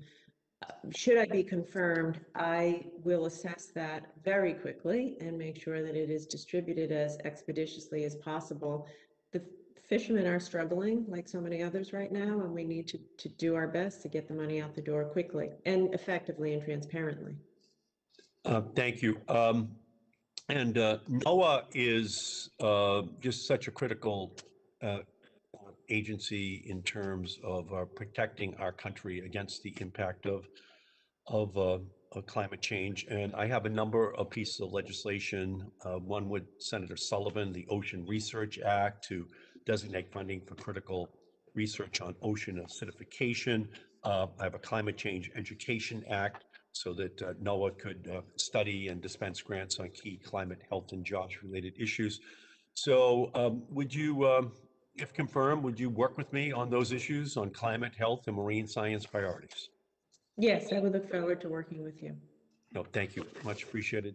And the nation's first federal fisheries lab was established at Woods Hole, Massachusetts in 1871, 150 years ago. The Northeast Fisheries Science Center is an invaluable part of Massachusetts fishery and science community. So Governor, would you commit that Noaa Northeast Fisheries Science Center will remain in Massachusetts? Senator, I deeply admire your advocacy on this issue. I think you've brought it up with me every time we've spoken. And should I be confirmed, I will commit to look into that and work with you on it. Well, no, I thank you for that. And again, I would like to ask you to come and visit at Woods Hole so that we can show you the incredible work that is being done right there on all these fishery issues as well. And I'd also ask you, Governor, if you would consider adding additional Noaa facilities and capacity in New Bedford and in other areas of Massachusetts in order to provide the on-the-ground expertise on fishing, offshore wind, and other issues important to Massachusetts communities. I would look forward to coming to Woods Hole and to New Bedford and exploring that with you.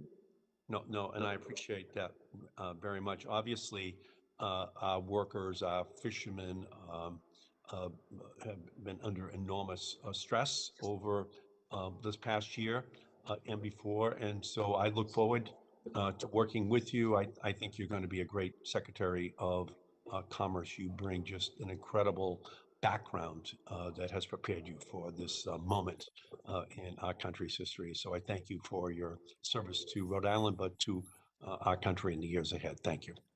Thank you. Thank you. Thank you. Thank you, Senator Markey. Senator Moran. Chairman Wicker, thank you. Governor Raimondo, thank you for being with us today, and thank you for the conversation we've had recently. Let me start with an issue for me as an appropriator. As we discussed yesterday, I chair the subcommittee on appropriations that funds the Department of Commerce. We raised with you yesterday, and I want to do so again today, a couple of large mission, critical, high-cost items within the Department of Commerce's budget. Two of the department's largest bureaus, Noaa and Nist, are both facing crises as it relates to recapitalizing aging and, in some cases, obsolete infrastructure. I recently visited the Noaa Aircraft Operations Center, where I learned about the need to recapitalize the agency's fleet of Hurricane Hunter aircraft, an effort that will require more than $600 million in funding before 2024. Likewise, earlier this year, I visited the Nist campus in Boulder, Colorado, and the laboratories clearly are aging, and they are housing some of our nation's most premier scientists tasked with some of our country's most challenging issues in science and technology. So, unfortunately, the funding crisis for these capital costs are often not included in the department's budget or in those agencies' budgets request. It's difficult to take things out of everyday operations and put them into things that are necessary for long-term benefits. But I would ask you, if you will, include and prioritize in the department's budget request that we will see later this year and commit to testifying before our subcommittee in regard to these and the other appropriation items. Thank you, Senator, and thank you for bringing this up as you did yesterday. So first, let me say, I certainly concur that some of the finest scientists and mathematicians in America are at Nist and at the department, and they do deserve adequate facilities. And I will commit to looking into this and learning more, and certainly coming back to you should I be confirmed. Governor, thank you. I raised also with you in our conversation something I wanted to raise again because I don't know that it will be mentioned by anyone else. And I wouldn't expect you to be terribly knowledgeable about this topic, but it's the topic of fertilizer, phosphate fertilizer that farmers use to grow crops. It's the second most important fertilizer behind nitrogen. And on February 8th, just a few days from now, Commerce is scheduled to make a final determination on countervailing duties on phosphate fertilizers from Morocco, which is one of our nation's largest suppliers. Since the CVD investigation began, the price for those fertilizers in the United States has increased approximately 25%. The higher prices are being passed on to farmers, increasing their input costs, and it comes at an always challenging time for farmers and ultimately comes at a very challenging time for consumers. Governor, I need to highlight this issue and hope that in making a final determination on those duties on phosphate fertilizers, you will assure me that you will take into account the broad impact of those duties that they have on the agricultural economy, on input costs, and on the consumer.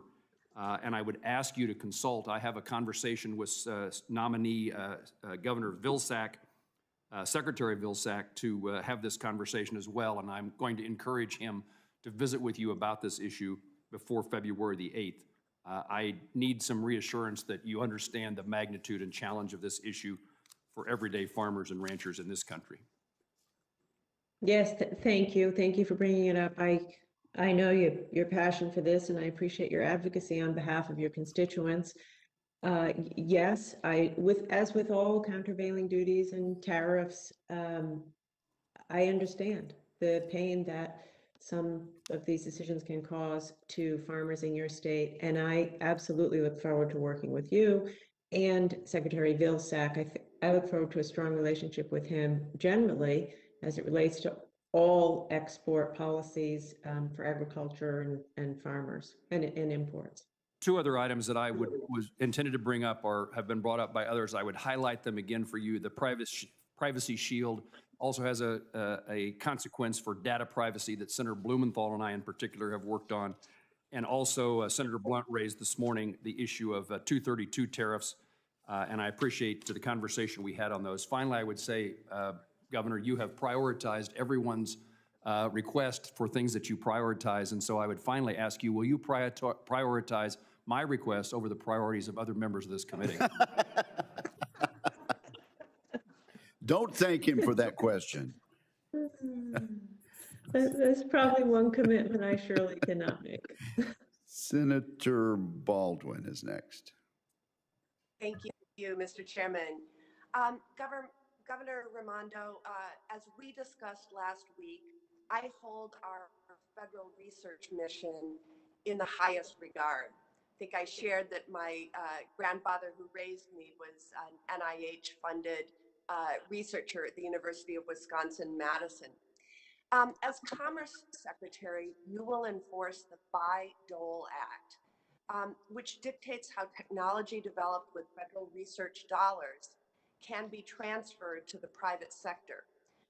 Bayh-Dole retains some rights over new inventions for the federal government in order to protect the public interest.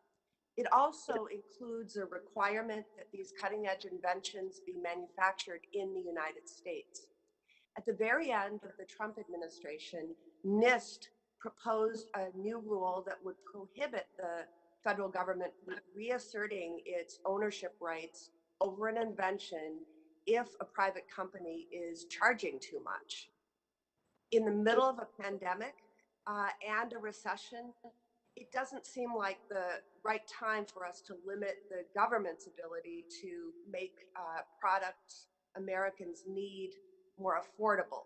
So in fact, I believe that innovations that are paid for by the American taxpayer should be used to improve the lives of the American people. Governor, will you work with me to amend or change this rule so we can create jobs and provide Americans affordable access to new cutting-edge products? Thank you, Senator, for bringing that up, as you did the other day. And yes, I will commit to working with you. I will also say that in my time in the private sector as a venture capitalist, we worked extensively with universities around tech transfer. And so I do have some familiarity with the power of how many jobs you can create if you harness that sort of technology. And Nist is, a leader in that. Thank you. The Department of Commerce also has the opportunity to play an important role in ensuring that our nation's infrastructure is more resilient to the effects of climate change and extreme weather events. In Wisconsin and throughout the Midwest, that means infrastructure that can withstand severe flooding that is occurring with increased regularity. My bipartisan Built to Last Act would help ensure federal, state, and local and private infrastructure is more resilient by equipping those who develop building codes with the best available climate information and technical assistance if needed. The bill includes directives for Noaa and Nist, and it could be carried out by executive action. So, Governor, if confirmed, do I have your commitment to supporting climate resilient infrastructure, including efforts like those in my bipartisan Built to Last Act? Thank you. I look forward to learning more about what is in the bill specifically. But certainly I understand, again, I'm a governor of a coastal state. We are uniquely vulnerable to the harms of climate change. I understand the value of shoring up our infrastructure, and we look forward to working with you on the issue. Thank you. In 2013, I successfully worked to reopen the process at Noaa that allows states to nominate their nationally significant marine areas for federal protection as national marine sanctuaries. And Wisconsin has nominated an area of Lake Michigan.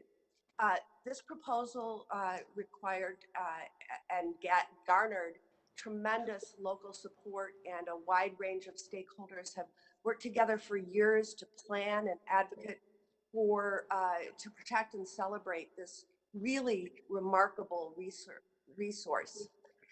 Do you support the mission of Noaa's Marine Sanctuary Program?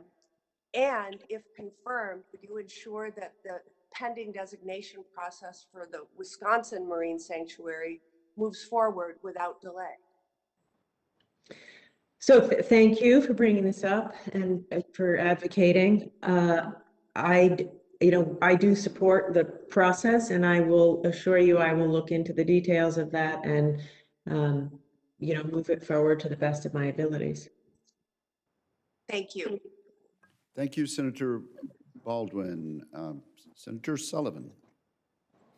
Thank you, Mr. Chairman and Governor. I appreciated our opportunity to have a good discussion on a number of critical issues yesterday, so thanks for your time, and I'm going to follow up on some of those in my remarks. One thing that I didn't get to ask you about was this issue that you highlighted in your testimony today, which I watched and I thought was very powerful.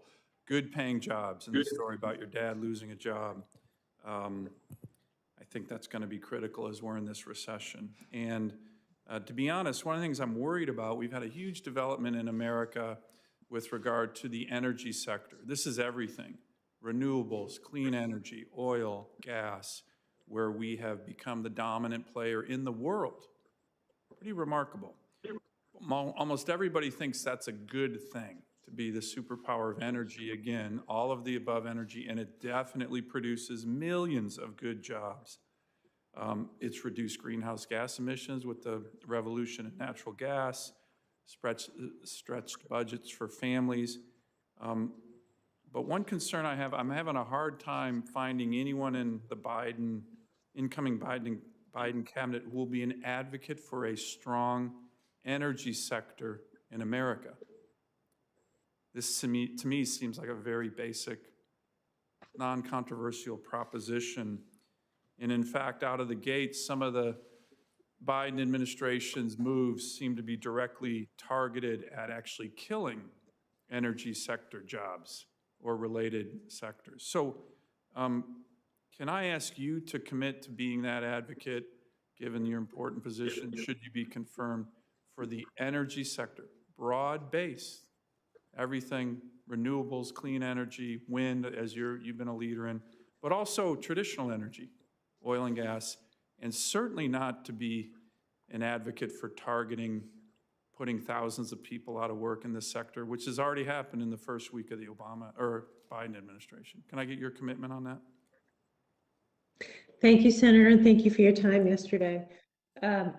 But obviously, as Commerce Secretary, I will not be playing a primary role on President Biden's team as it relates to energy policy, but I will do everything within my power to help create jobs for American people. And as it relates to Noaa, I think that as Commerce Secretary, should I be confirmed, I will have the opportunity to help create thousands of jobs with offshore wind in particular.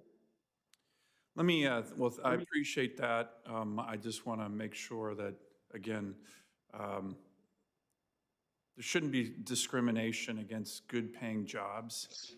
And I'm starting to feel that there is. And we shouldn't have that in our country, particularly as we're in a recession. Let me talk, and again, I really appreciated our opportunities to chat yesterday. I just want to get your commitments that we talked about. You know, having broad-based sustainable fisheries is going to be critical for America. You will be the leader in this if confirmed, overseeing Noaa.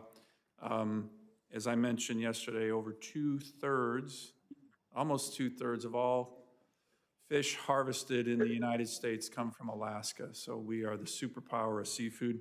No offense to my colleague, Senator Scott, who's sitting right next to me from Florida.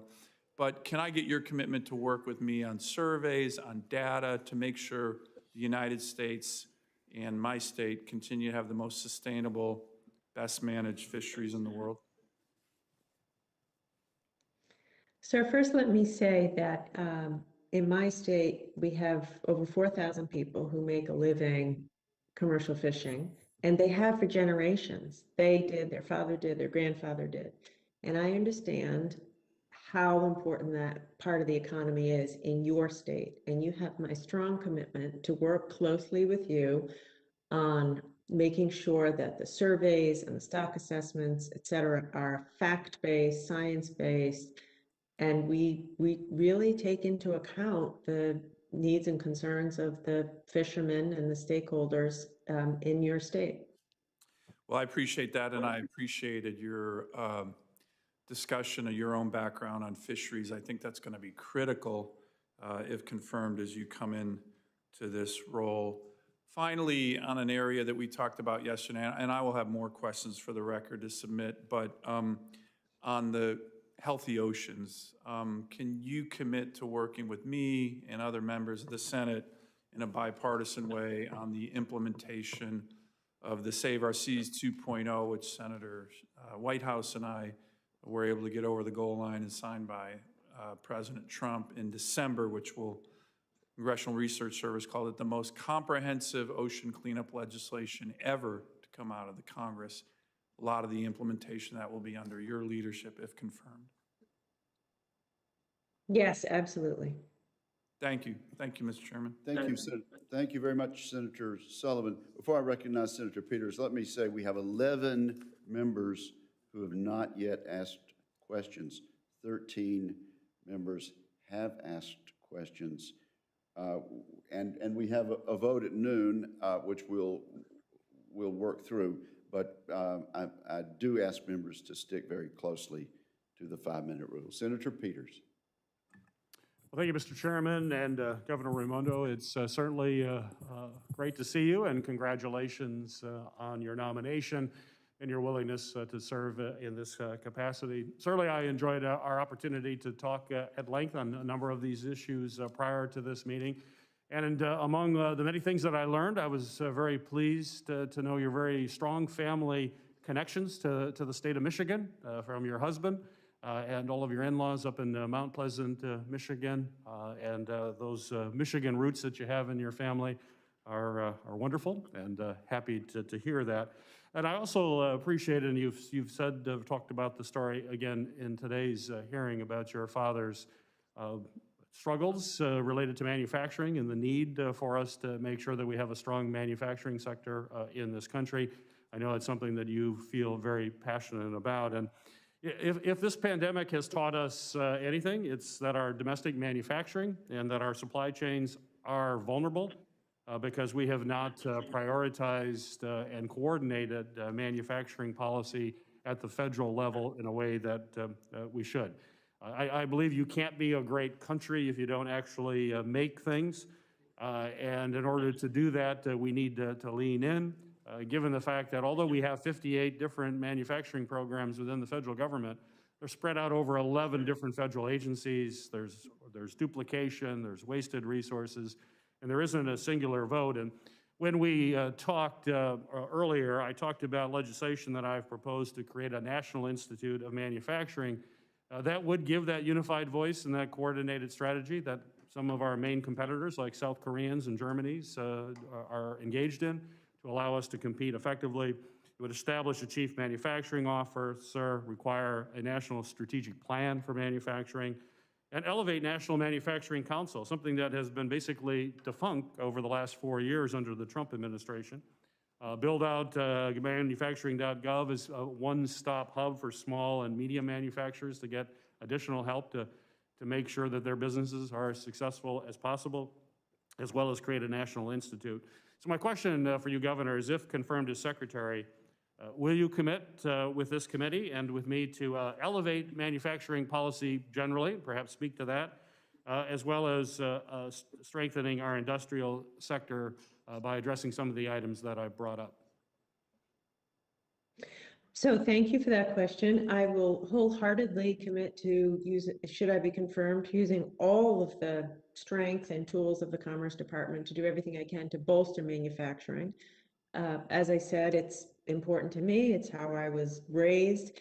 I've worked very closely as my time as governor with the Rhode Island manufacturers and would look forward to working closely with you as well.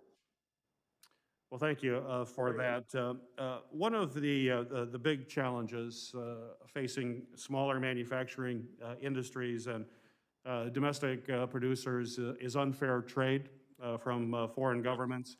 We have an issue in Michigan with our cherry growers. We're cherry capital USA, tart cherry producers, but they are facing significant unfair trade from Turkey.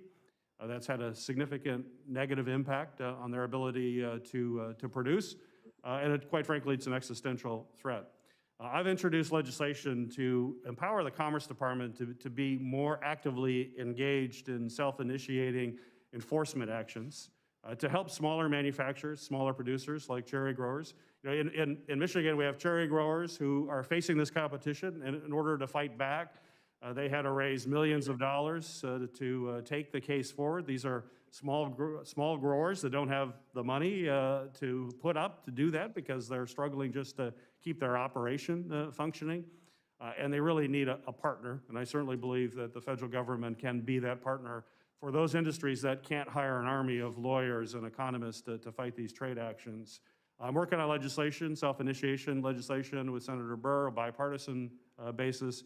And certainly, if confirmed, would love to have your commitment to work on how we strengthen our ability to push back on unfair foreign competition for our small industries, small manufacturers, and others that are being impacted by this activity. Thank you for bringing it up. You brought it up the other day. I hear your passion to stick up for the cherry industry. Absolutely, we'll work with you. We'll also commit to making commerce more accessible to the small companies and farmers, and work with Secretary Vilsack to do that. I think, as I told you, every year on his birthday, I make my husband a cherry cake with Michigan cherries. So on this one, you had me at hello. Well, that's wonderful, Governor. Thank you for your answers. Thank you very much, Senator Peters. Senator Blackburn. Thank you, Mr. Chairman. And Governor, thank you for your time yesterday in order to work through some of these questions. I do appreciate the time that you gave me on the phone and appreciate some of your comments that you made. I know that a lot of people have focused on the seas and fisheries, but instead of the high waves, I'm going to take you, or the high seas, I'm going to take you up there to spectrum. And let's look at the utilization of spectrum. And of course, the NTIA and their positioning in making certain that they're properly managing broadband, they're properly managing spectrum by the federal government. So we talked a little bit about 5G yesterday and having that 5G telecommunications network. And so a simple yes or no for the record, do you or do you not support nationalization of a 5G telecommunications network? I do not. I share your concerns about a nationalized 5G network. Thank you. I appreciate that. Let's look at the broadband mapping. We talked a little bit about the importance of getting rural America online and connected. And mapping is a big part of this. You have the 477 maps that FCC and NTIA have worked to complete. And so how do you plan to leverage the National Broadband Availability Map in making policy recommendations for rural internet access, putting a distinction between those areas that are unserved and underserved? Yeah, thank you, Senator. So first, let me just say, I look forward to working with you and learning from you on this, and you have my commitment to prioritize underserved areas, including rural and tribal areas. I have heard for the past 10 months from many governors, Republican and Democrat alike, all across America, about how many of their citizens don't have access to broadband, which means they can't go to school, go to the doctor, sign up for a vaccine. I commit to having a strong NTIA, a spectrum strategy, looking at the maps, looking at ways to share spectrum, looking at ways to find spectrum to be available, so that we can close the digital divide. It's not a luxury good. I mean, everybody deserves access to broadband. If I may, you use putting the emphasis on underserved. What we need to do and have to do is put the emphasis on unserved areas, those that have nothing. What got the federal government, I think, quite frankly, into a little bit of a problem during the Obama and Biden stimulus was they allowed underserved. That is why you have some cities that have a gig, and right outside that city limit, you have nothing. So, Governor, I would just highlight with you that is a very important distinction. And we need to prioritize these unserved areas because you cannot, as we discussed yesterday, have access to 21st century economic development, healthcare, education, or law enforcement without access to high-speed internet. Privacy Shield, we talked a little bit about Privacy Shield yesterday. So how do you plan to continue the Privacy Shield negotiations with the Europeans? Thank you. As I said, I understand the privacy shield's necessary for many companies, especially small companies who rely upon transfers of data. So I intend to, should I be confirmed, prioritize finalizing the negotiations so we have a successor agreement that enables these businesses to conduct their business. Thank you. Thank you. Thank you, Senator Blackburn. Governor Raimondo, Senator Blackburn hammers home a very important point. There's $1.3 billion in broadband grants, $1 billion for tribal areas, $300 million for broadband deployment in unserved areas. We absolutely have to make sure that money is devoted to unserved, absolutely unserved areas, and make sure that those funds are not used to overbuild areas that already have some service. So I'm glad we've re-emphasized that point again. Senator Duckworth, you are recognized. Thank you, Mr. Chairman. Thank you, Governor Raimondo. Congratulations on your nomination. I enjoyed speaking with you last week, and I'm confident that your executive experience working with business to grow the economy in your home state of Rhode Island will prepare you well to lead the Commerce Department. In my view, I think Commerce is one of the more underrated departments in the federal government, and with strong leadership and robust funding, Commerce could play a critical role in helping American manufacturers, small business owners, and entrepreneurs commercialize products, reach new customers, and hire even more workers. I'm going to turn my volume up just a little bit. Sorry about this. On that note, I wanted to note how we can do to promote American innovation, supporting not long neglected communities and leveling the playing field for U.S. companies competing with foreign competitors. There are three programs in particular I'd like to discuss with you, which we did talk about when we met last week. First, the Manufacturing Extension Partnership. One of the most pivotal programs overseen by Commerce is the MEP.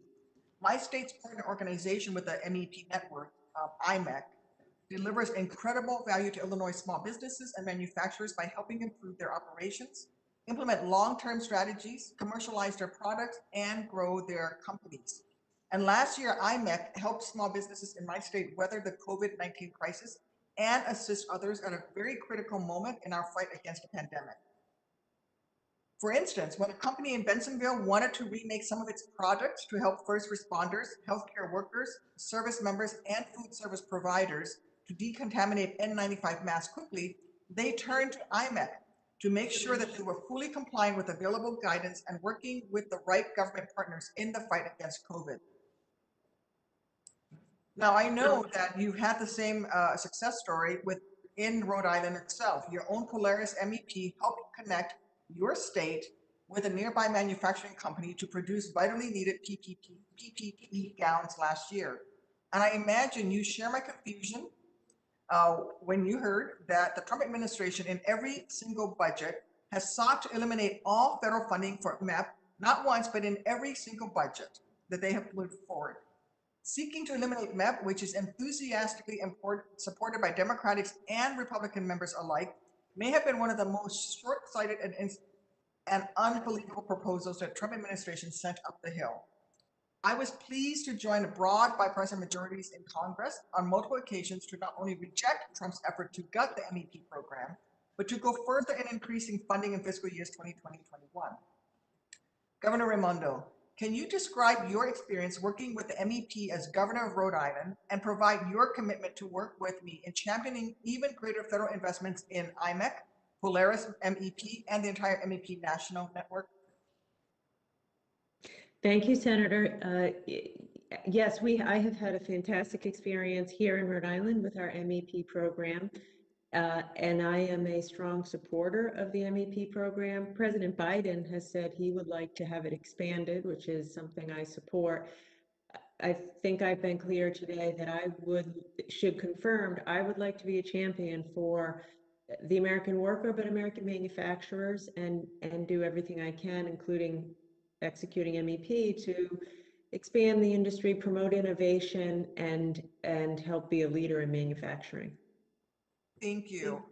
Would you also show the same support for the EDA, Economic Development Administration, the EDA program, especially prioritizing President Biden's proposal is to establish a new EDA division focused on helping disadvantaged communities get ahead?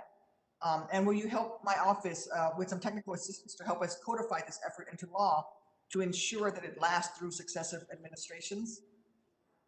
Should I be confirmed, I will make sure you have full access to me and all the tools in the department to work with you on that. And again, as governor, I see how powerful EDA can be in a community for economic development, and I would look forward to leading with you in that area, in your state and every state. Thank you. And my colleague from Michigan, Senator Peters, just talked about the cherry wars with the country of Turkey. And you and I chatted a little bit about steel dumping and how desperately needed the Department of Commerce is when it comes to businesses trying to settle trade disputes. If confirmed as Secretary of Commerce, how will you prioritize trade enforcement and work with other agencies to combat circumvention of our nation's trade laws through practices like the transshipping of goods, while providing small businesses with confidence that their interests will be aggressively represented in the trade remedy process? They can, by the time that they can bring their own case, they're out of business and bankrupt. They need your help. Yes, I understand that. As I said, I think the American worker can compete if the rules are fair, and I will enforce to the fullest extent possible the rules that Commerce has to protect American workers and businesses, with a special eye to smaller businesses that struggle, as you say. Would you consider having someone within your offices, like a trade czar or somebody who would head up that effort when it comes to trade disagreements? You mentioned that the other day. I think it's a very interesting idea, and I look forward to learning more about it. Thank you. I yield back, Mr. Chairman. Thank you. Senator Capito. Thank you, Mr. Chairman, and thank you, Ranking Member Cantwell, and thank you, Governor, for being not only nominated, but thank you for your testimony and your willingness to speak to me, as it seems like you've spoken to everybody, which is incredible. Last week, I enjoyed our conversation. We talked about some of the same issues that many people have brought up. I'm going to go to the EDA first of all. You and I talked about how the EDA's presence in your state of Rhode Island, and I've talked about how impactful and what a growing impact EDA has had in our state. But I do have a question in terms of the president's proposed stimulus recommends an additional $3 billion for EDA. And I value and respect the focus of that. I have great concerns about an agency that has an annual budget of $330 million to be able to absorb not just the $3 billion that he's proposing, but also the $1.5 billion that we put in with the CARES Act. So how would you propose to be able to meet that capacity challenge, I think, that EDA would have to make sure that the money's being spent not just thrown out, but also making sure that it's targeted, well spent, and efficiently spent? Do you have any ideas on that? Yes, thank you. So first, let me say, as we rebuild post-COVID, I believe that the EDA can and needs to play a very strong and important role in the rebuilding to help Americans get back to work in their communities. Secondly, I understand your concern. I have been governor for 6 years, a public executive for 10 years. Implementation matters. I have a strong track record of good management, transparency, and implementation. And what I will say to you is I understand the concern. It's obviously very valid. I need to get in the job and be confirmed, and we'll come back to you with your permission to have a discussion about, whether there are any additional resources needed in EDA in order to effectively implement such a large infusion. I would welcome that. I think that would be wise, and I think that would be a great way to address the challenge. I'm going to switch over to NTIA. I know some others have asked you about this, but we talked about broadband. In your state, you have more urban broadband issues. We have a lot of rural broadband. Certainly this committee has done a lot of work in this. But one of the areas that we've really fallen short is on the mapping situation. who really is served and to what degree are they served, and what can we do to more accurately deploy the federal resources to those that it's intended for, the unserved and underserved. And so I would just encourage you, West Virginia was one of the first 8 states to be in the broadband mapping. There are now 22 states that are in there. They're using state resources as well, because you can't just rely on the providers to tell you where they're serving, or just one state entity, I think, or federal entity. I think you need like an all hands on deck approach. And I know this is important to you for your state. Do you have any other perspectives on how we can get to that broadband mapping accurately when we see the urgency that the pandemic has brought for broadband deployment? Thank you. I share your urgency on this, and as I've said, it is life-saving. People need access to broadband to go to the doctor, to go to school, to have a job. So what I will commit to prioritizing it and also to engaging stakeholders. I have learned in my time as governor that if you talk to people on the ground, companies, constituencies, individuals, you have a better assessment of the challenges on the ground and therefore, better able to meet their needs. Yeah, I think that's a great approach. Sounds like a good governor approach to me at the same time. And lastly, I'll just mention, as I did to you, our Noaa facility that we're very proud of in Fairmont.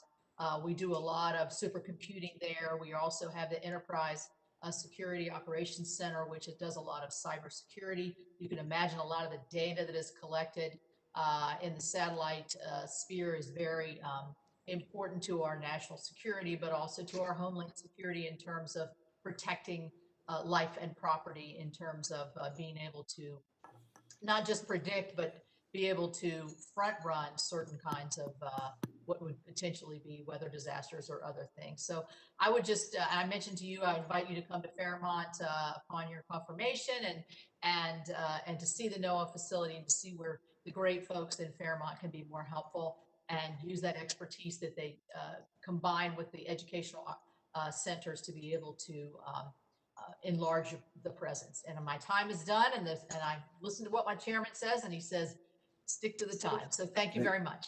Thank you, Senator Capito. Senator Tester.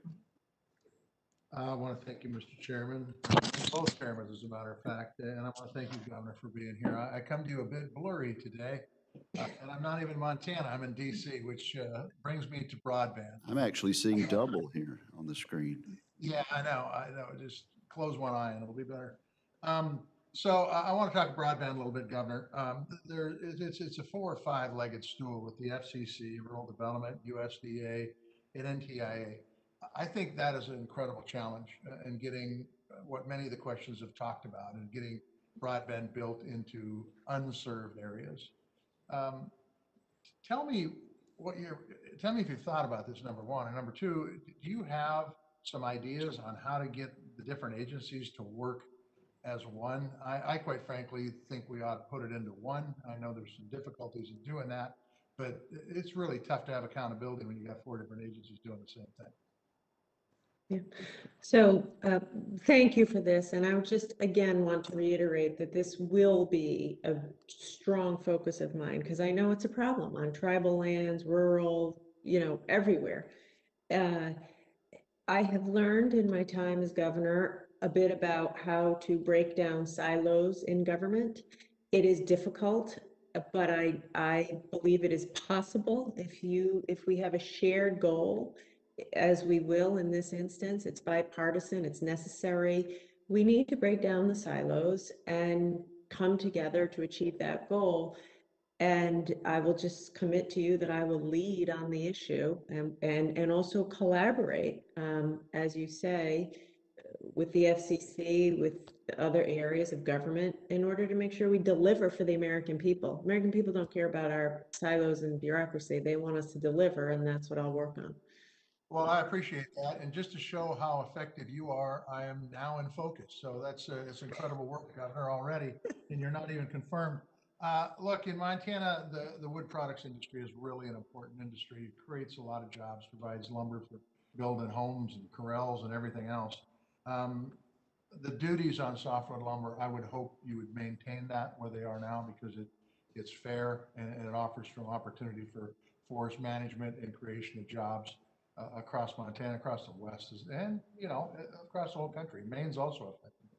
And I'm sure Michigan and other places are too. So appreciate you doing that. I want to talk about the census just real quickly, because it's generally believed that because of the pandemic and because of this administration's inability to get things right, the census numbers aren't right. And I was wondering if you have any ideas on how to address that. I will tell you that I think it's a challenge in rural America, and it's particularly a challenge in Indian country where the pandemic hit them very, very hard. Do you have any ideas on how to after the fact, try to get these numbers accurate? Yeah, I appreciate that, and I've worked hard here to make sure everybody's counted. As I said, first we have to take the politics out, and secondly, we have to listen to the experts. So I look forward to being confirmed and getting in the seat and really rolling up my sleeves and listening to the experts and relying on, in the Census Department, and relying on their assessment and evaluation as to how accurate the data is. And if they need more time, then certainly open to that. Well, just to give you a data point, in Blackfeet, the self-response rate was 29%. And I think it's pretty similar to that all across the large land-based tribes in this country. And so there's a lot of work to do. Very quickly, because you've only got a minute and 20 seconds. China's been brought up a number of times. You've talked about your philosophy of free but fair trade. I think this administration has botched up the relationships with trade with China by quite frankly trying to go it alone, and I don't think you can do that. I think not only has the United States been impacted by China's currency manipulation and other things, but other countries are too. Can you give me an idea on how you're going to deal with China? Because they're not going to change unless they're forced to change. And just to stand up at a podium and scream and holler about how unfair things are isn't going to get it done. And so can you tell me what your plan for China is going to be as far as this country and other countries, and what your recommendations to Biden and the Biden administration are going to be when it comes to China? So first of all, I would say we cannot underestimate the threat. Second of all, it has to require a whole of government response, and I will play my role in that if confirmed. Thirdly, I agree with you that we need to work with our allies, and we need to be very serious because it's not fair what's happening to American workers. Thank you, and thank you, Mr. Chairman. Thank you, Senator Tester. Senator Johnson. Thank you, Mr. Chairman. Welcome, Governor. Let me start out by apologizing if I ask you questions that you've already covered. I had to chair a business meeting on the consideration of Ali Mayorkas's nomination, which was reported favorably to the floor, so I'll apologize up front. I do want to cover Section 230 and the power of the social media companies. Let me just first start by asking you, do you believe the social media companies have amassed too much power, both commercially as well as from a standpoint of media and a role in censorship? Let's start just commercially, their ability to just deplatform businesses without any kind of recourse. Well, I believe in competition and innovation, and as it relates to social media companies, I think they need to be held accountable for what they put on their platform. We need responsible online discourse and platform accountability. That didn't really answer the question, though. Do you believe they've become too powerful? Do you think the federal government does need to step in and take some kind of action, as unclear what that action really should be? That is an issue that I think I would leave to Congress and the FTC, but as I said, I believe in competition, and I think that it's important that we look at the social media companies in that regard. There are really, from my standpoint, two components of Section 230 liability protection. One is protection from what people load onto your platform. The other one is in what they call their moderation policies. One of the things I think I proposed is leave in place the liability protection on what people load onto your platform, but really take a serious look at removing the liability protection for the fact that you maybe don't have transparent policies on how you do censor, how you do moderate, what your moderation policies are. Would you agree with that approach? I would agree that we need some reform in Section 230, and I would look forward to working with you on that. I know you're a leader in this area. And I would use if confirmed, use the resources at NTIA to convene stakeholders, convene industry, consult you and other members of Congress to figure out the details of that reform. I thought there's an interesting article in the Wall Street Journal written by Andy Kessler today, where he shares my concern that if Congress gets involved in this, chances are we'll probably do more harm than good. But one of his proposal really was to end anonymity. When you have people being able to hop onto these social platforms completely anonymous, you end up with the result we have. I thought it was a pretty interesting proposal. What would you think about, the basic concept is the Facebooks and the Twitters of the world have to know their customers so that if there is incitement, if there are problems, those customers can be held accountable. Do you think that's something you could support? As I said, I think platform accountability is important. Listen, I've seen in my own state that misinformation hurts people. You know, misinformation posted anonymously or otherwise can hurt people. So we have to hold these companies accountable. We need platform accountability. But of course, that reform would have to be balanced against the fact that these businesses rely upon user-generated content for their innovation, and they've created, you know, many thousands of jobs. So it's a complex issue.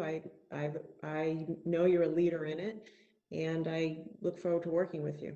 Senator Johnson, let's put that Wall Street Journal piece in the record at this point. Is there objection to that? Without objection. Without objection, it will be done. Thank you, Mr. Chairman.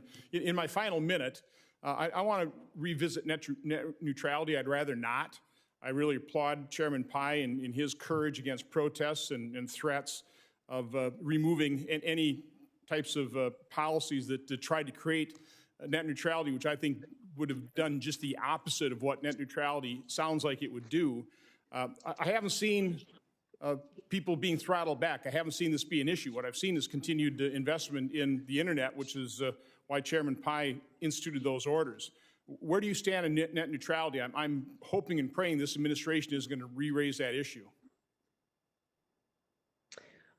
I have been in favor as governor, and I'd say generally in favor of policies which create more of a level playing field and more equal access. Well, since Mr. Chairman has left, let me just follow up on that. Do you agree with me that it has not been, you know, since Chairman Pai acted, we have not seen a real problem in not having some of these net neutrality rules in place? I mean, where's the problem? Is this a solution? Is this a solution looking for a problem? As I said, I would look forward to working with you on this and in my capacity at Commerce, to the extent that there are levers in the Commerce Secretary's department, work with you on the issue. Okay. Should I turn it over to Senator Sinema? Yes, Senator Sinema, thank you.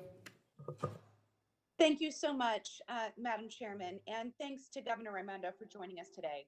You know, Arizona is one of the fastest growing states in the nation and is a leader in creating jobs, economic growth, and opportunity for the people of our state. The Department of Commerce's mission is to overcome obstacles to development and create the conditions for economic growth and opportunity. The department achieves that goal through agencies and bureaus that focus on many important issues like broadband development, the census, and drought information. I'm looking forward to working with my colleagues on this committee to develop bipartisan solutions, to invest in Arizona and create the economic environment we need to continue to grow and succeed. Governor Raimondo, if you're confirmed for this important role, I look forward to working collaboratively to create good paying jobs and continue sustainable growth for all Arizona communities, from our largest cities to our rural and tribal areas. My top priority over the last year has been working with local, state, and federal partners to keep Arizonans healthy and safe from the pandemic. Now, it's put a spotlight on the digital divide in this country, and I encourage the NTIA to play a major role in expanding broadband. As you know, the last COVID relief bill included new opportunities for NTIA, including a $300 million program to promote broadband expansion to unserved rural areas and a $1 billion program for tribal broadband. What are your plans for broadband expansion? And can you commit to coordinating closely with rural communities and tribes to ensure that this funding is utilized effectively? Thank you, Senator. Yes, I will commit to working closely with you, your colleagues, rural communities and tribes, and listening to the rural communities and tribes around their needs and the challenges. Every American deserves access to high quality broadband. And I'll use the full resources of NTIA, if confirmed, to lean into that issue and make sure we move quickly. COVID has shown that broadband can save lives and everyone deserves to have it. I agree.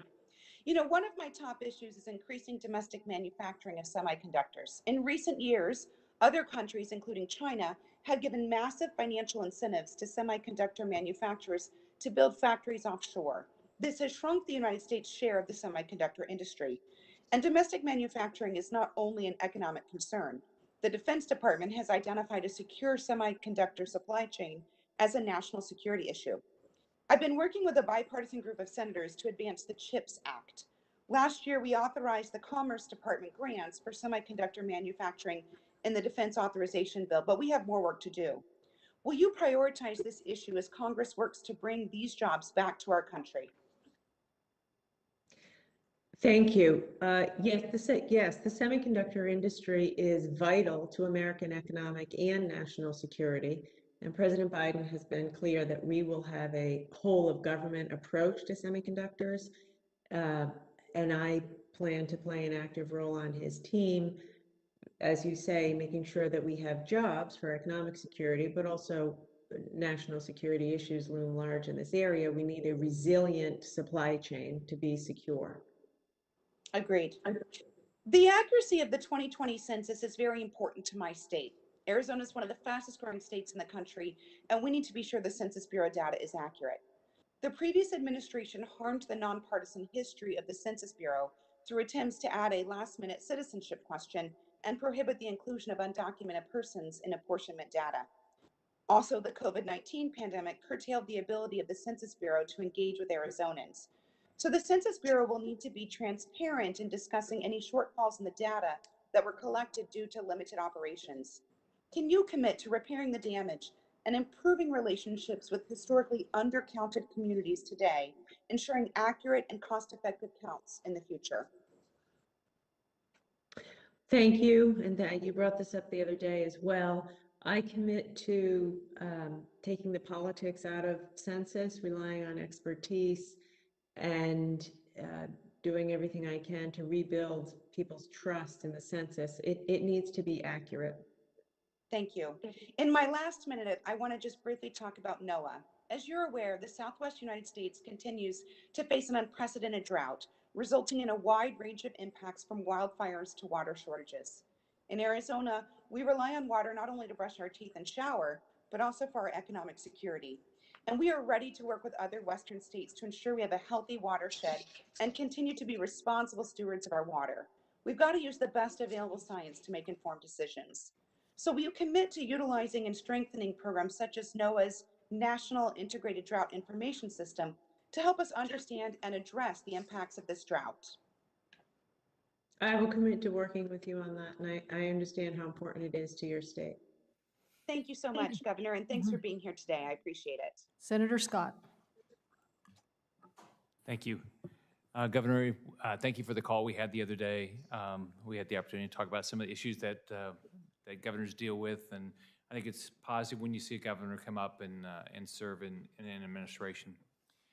One of the issues that we both dealt with as governors is the need for job creation and the need to try to keep the cost of living as low as we could for our families interstate that don't make significant amounts of money. I got into public service focusing on the fact that I want kids like me they grew up in public housing to have the same opportunity to live the dream as everybody else. And so what you're going to be doing as Secretary of Commerce, if confirmed, will be very significant, helping people all across the country make sure they have the same opportunity I had. In December of last year, you signed a memorandum with Connecticut, Massachusetts, and DC called the Transportation Climate Initiative, which is going to require suppliers of gas and diesel fuel to buy credits to sell them as early as 2023. In both of our states, the median income is just a little over $30,000 a year. So who's going to pay for this, and how is it going to impact the people that in both of our states don't make significant amounts of money? And how, I don't know if you track to see how much this is going to cost an individual. Thank you for the question. So I believe that climate change is probably the greatest threat we face. And also there's an opportunity to create jobs as we combat climate change. 30+% of emissions come from transportation sector. And so I allied myself with my fellow governors to agree to look into the issue. And that is where we are. You know, I support that. And I believe long-term it will actually create jobs. So I think all of us are very focused on climate change and how we're going to make sure that we deal with that. And at the same time, we got to keep our economy going. So with what you propose, what you've agreed to in the Transportation Climate Initiative, who will pay for that, and how will a family making, half the families, individuals in your state make less than $32,000 a year, how would they pay for that, and have you quantified it? We have not yet. The document I signed, by the way, it was bipartisan, Republican and Democratic governors, was an intention to work together with our legislatures to develop a transportation climate initiative. So it's very early in the process. Okay. All right. Thank you. The nominee for Transportation Secretary, Mayor Buttigieg, last week said he was receptive to increasing the gas tax. And again, this would be something that would impact the poorest families in our country significantly. What is your position on that? And do you think that how would that impact your ability to do your job as Secretary of Commerce? Yes. So I would defer to Congress to make that decision. Let me say this. I, as governor, am deeply in touch with how much increasing bills affect the average American family. Having said that, we do need to meet the climate change challenge, and we need funds for improved infrastructure, better roads, safer bridges, and which also creates jobs. So I would look to balance those interests and work as a piece of the president's team. The part of the Biden administration's proposal was a $15 minimum wage.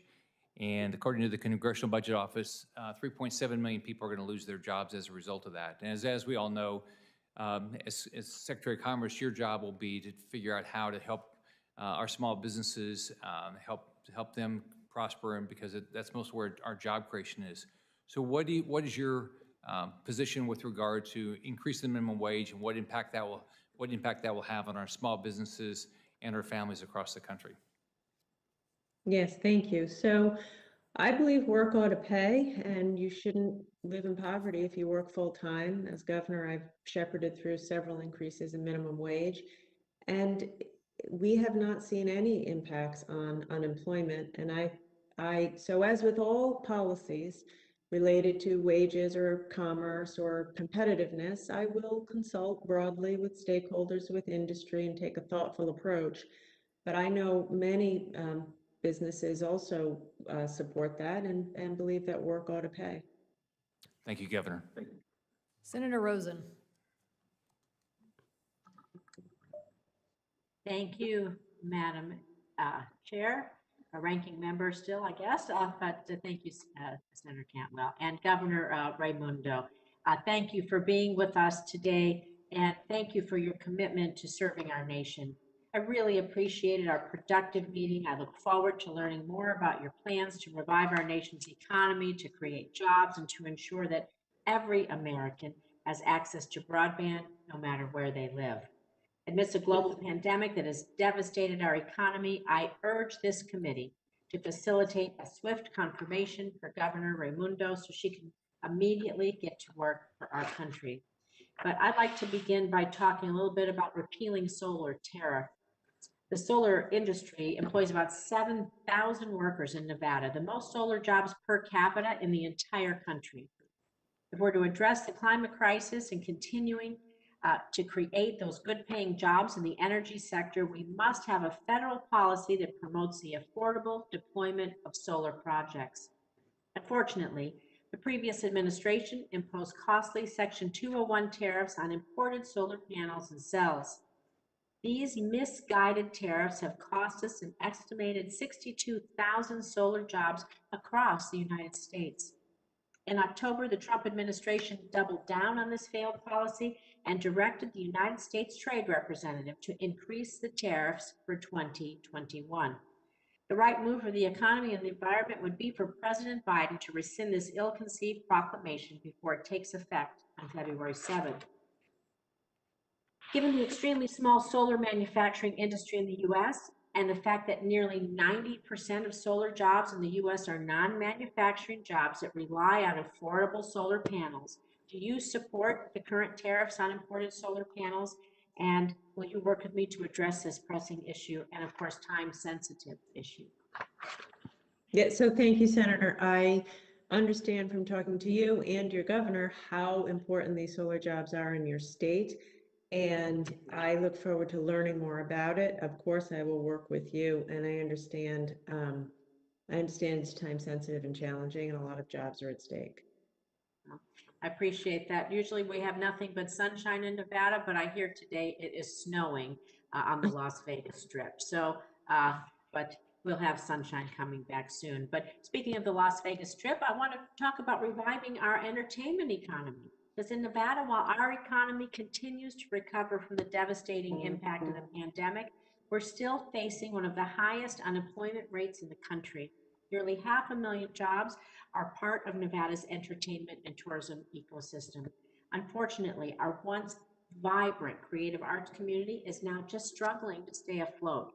Performers, their support staff, they've seen their work come to virtually a complete halt as venues are unable to open their doors during the pandemic. I know this is happening across the country. Theaters are shuttered, and elsewhere, like I said, in the country, film, television, sports events, all of it. All these productions shut down in an abundance of precaution. So as we work to create the conditions for economic growth and opportunity, what are your plans to specifically help the creative industries stay afloat and get back to work? Yes, thank you. I hear you about Las Vegas. You mentioned it the other day. My state also depends heavily on tourism and hospitality, so I see it.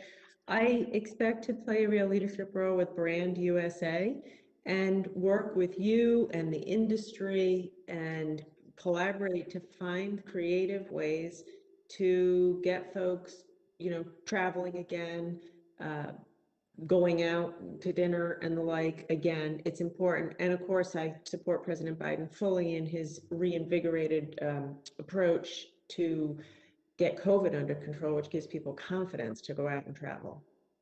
Thank you. And my last question I think I'll have time for is about Nist and the cybersecurity workforce. The Department's National Institute of Standards and Technology, Nist, it plays an important role in supporting technological innovations and, of course, our STEM workforce.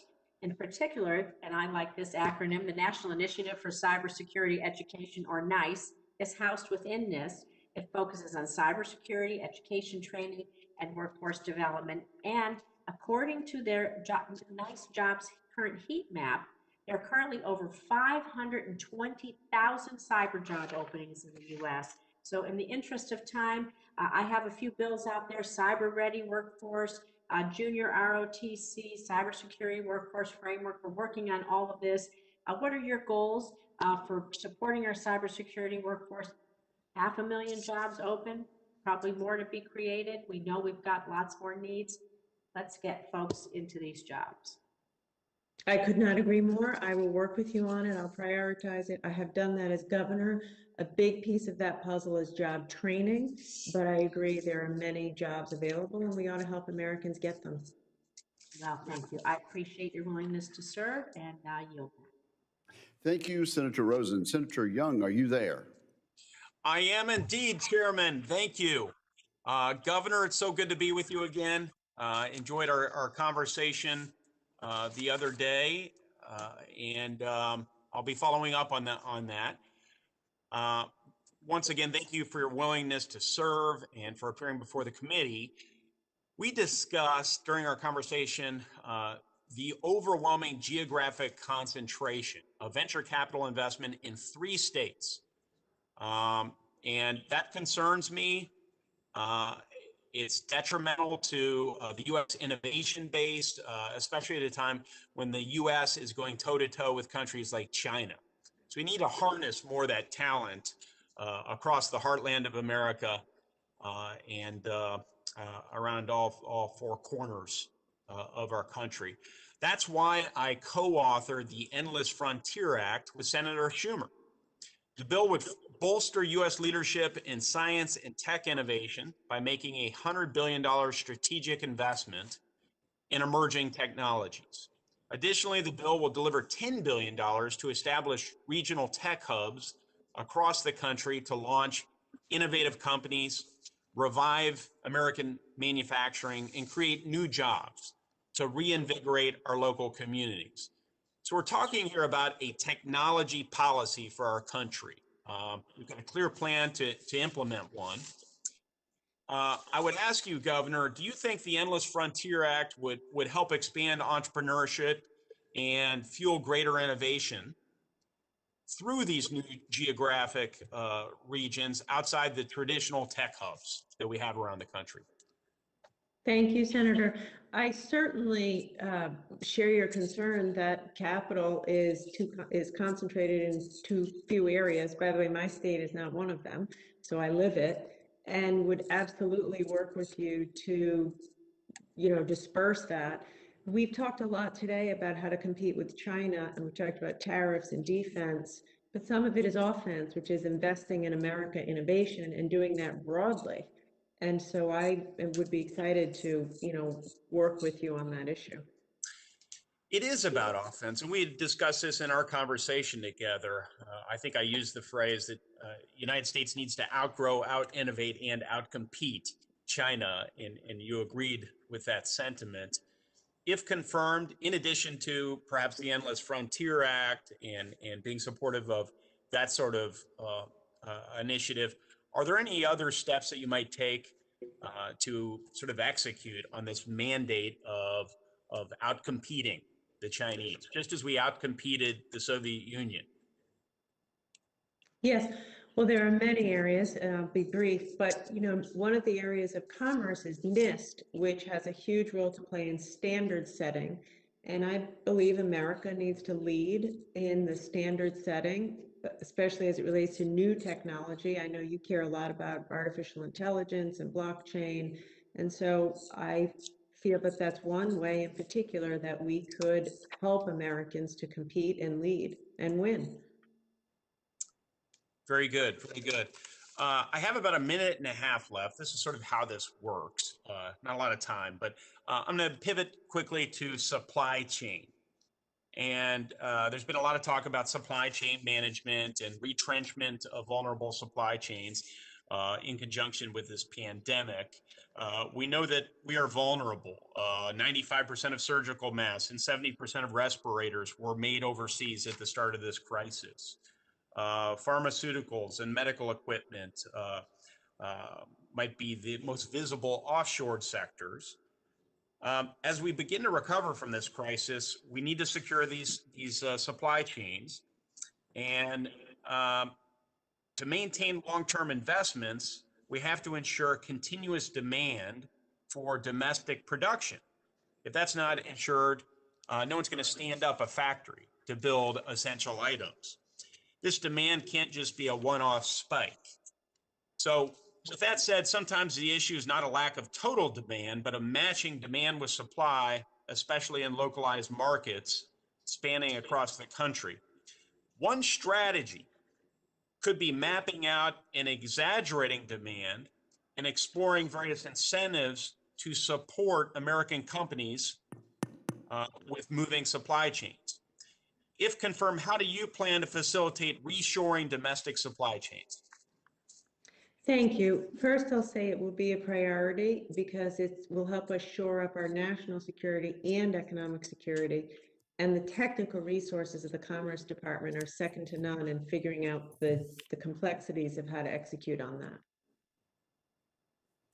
Well, very good. I know our time has expired, so I'll look forward to working with you on that important issue. Very important to the most manufacturing intensive state in the country, which is the state of Indiana. Thank you. Thank you. Thank you very much, Senator Young. And that concludes our questioning. Governor Raimondo, over the course of 2 hours and 37 minutes, you have been most patient and most talented in answering our questions. And I think you've learned a good bit about this committee during the process. I do not believe you will be serving as governor of the state of Rhode Island for very much longer. And I wish you well. Look forward to working with you. Senator Cantwell, do you have anything? If not, the hearing record will remain open until the end of this day. Senators are asked to submit any questions for the record by the close of business today, Tuesday, January 26, 2021. The committee asks the witness that upon receipt of any question for the record, you submit your written answers to the committee as soon as possible, but no later than the close of business on Monday, February 1st, 2021. This hearing is now concluded, and once again, we thank Governor Raimondo. Thank you.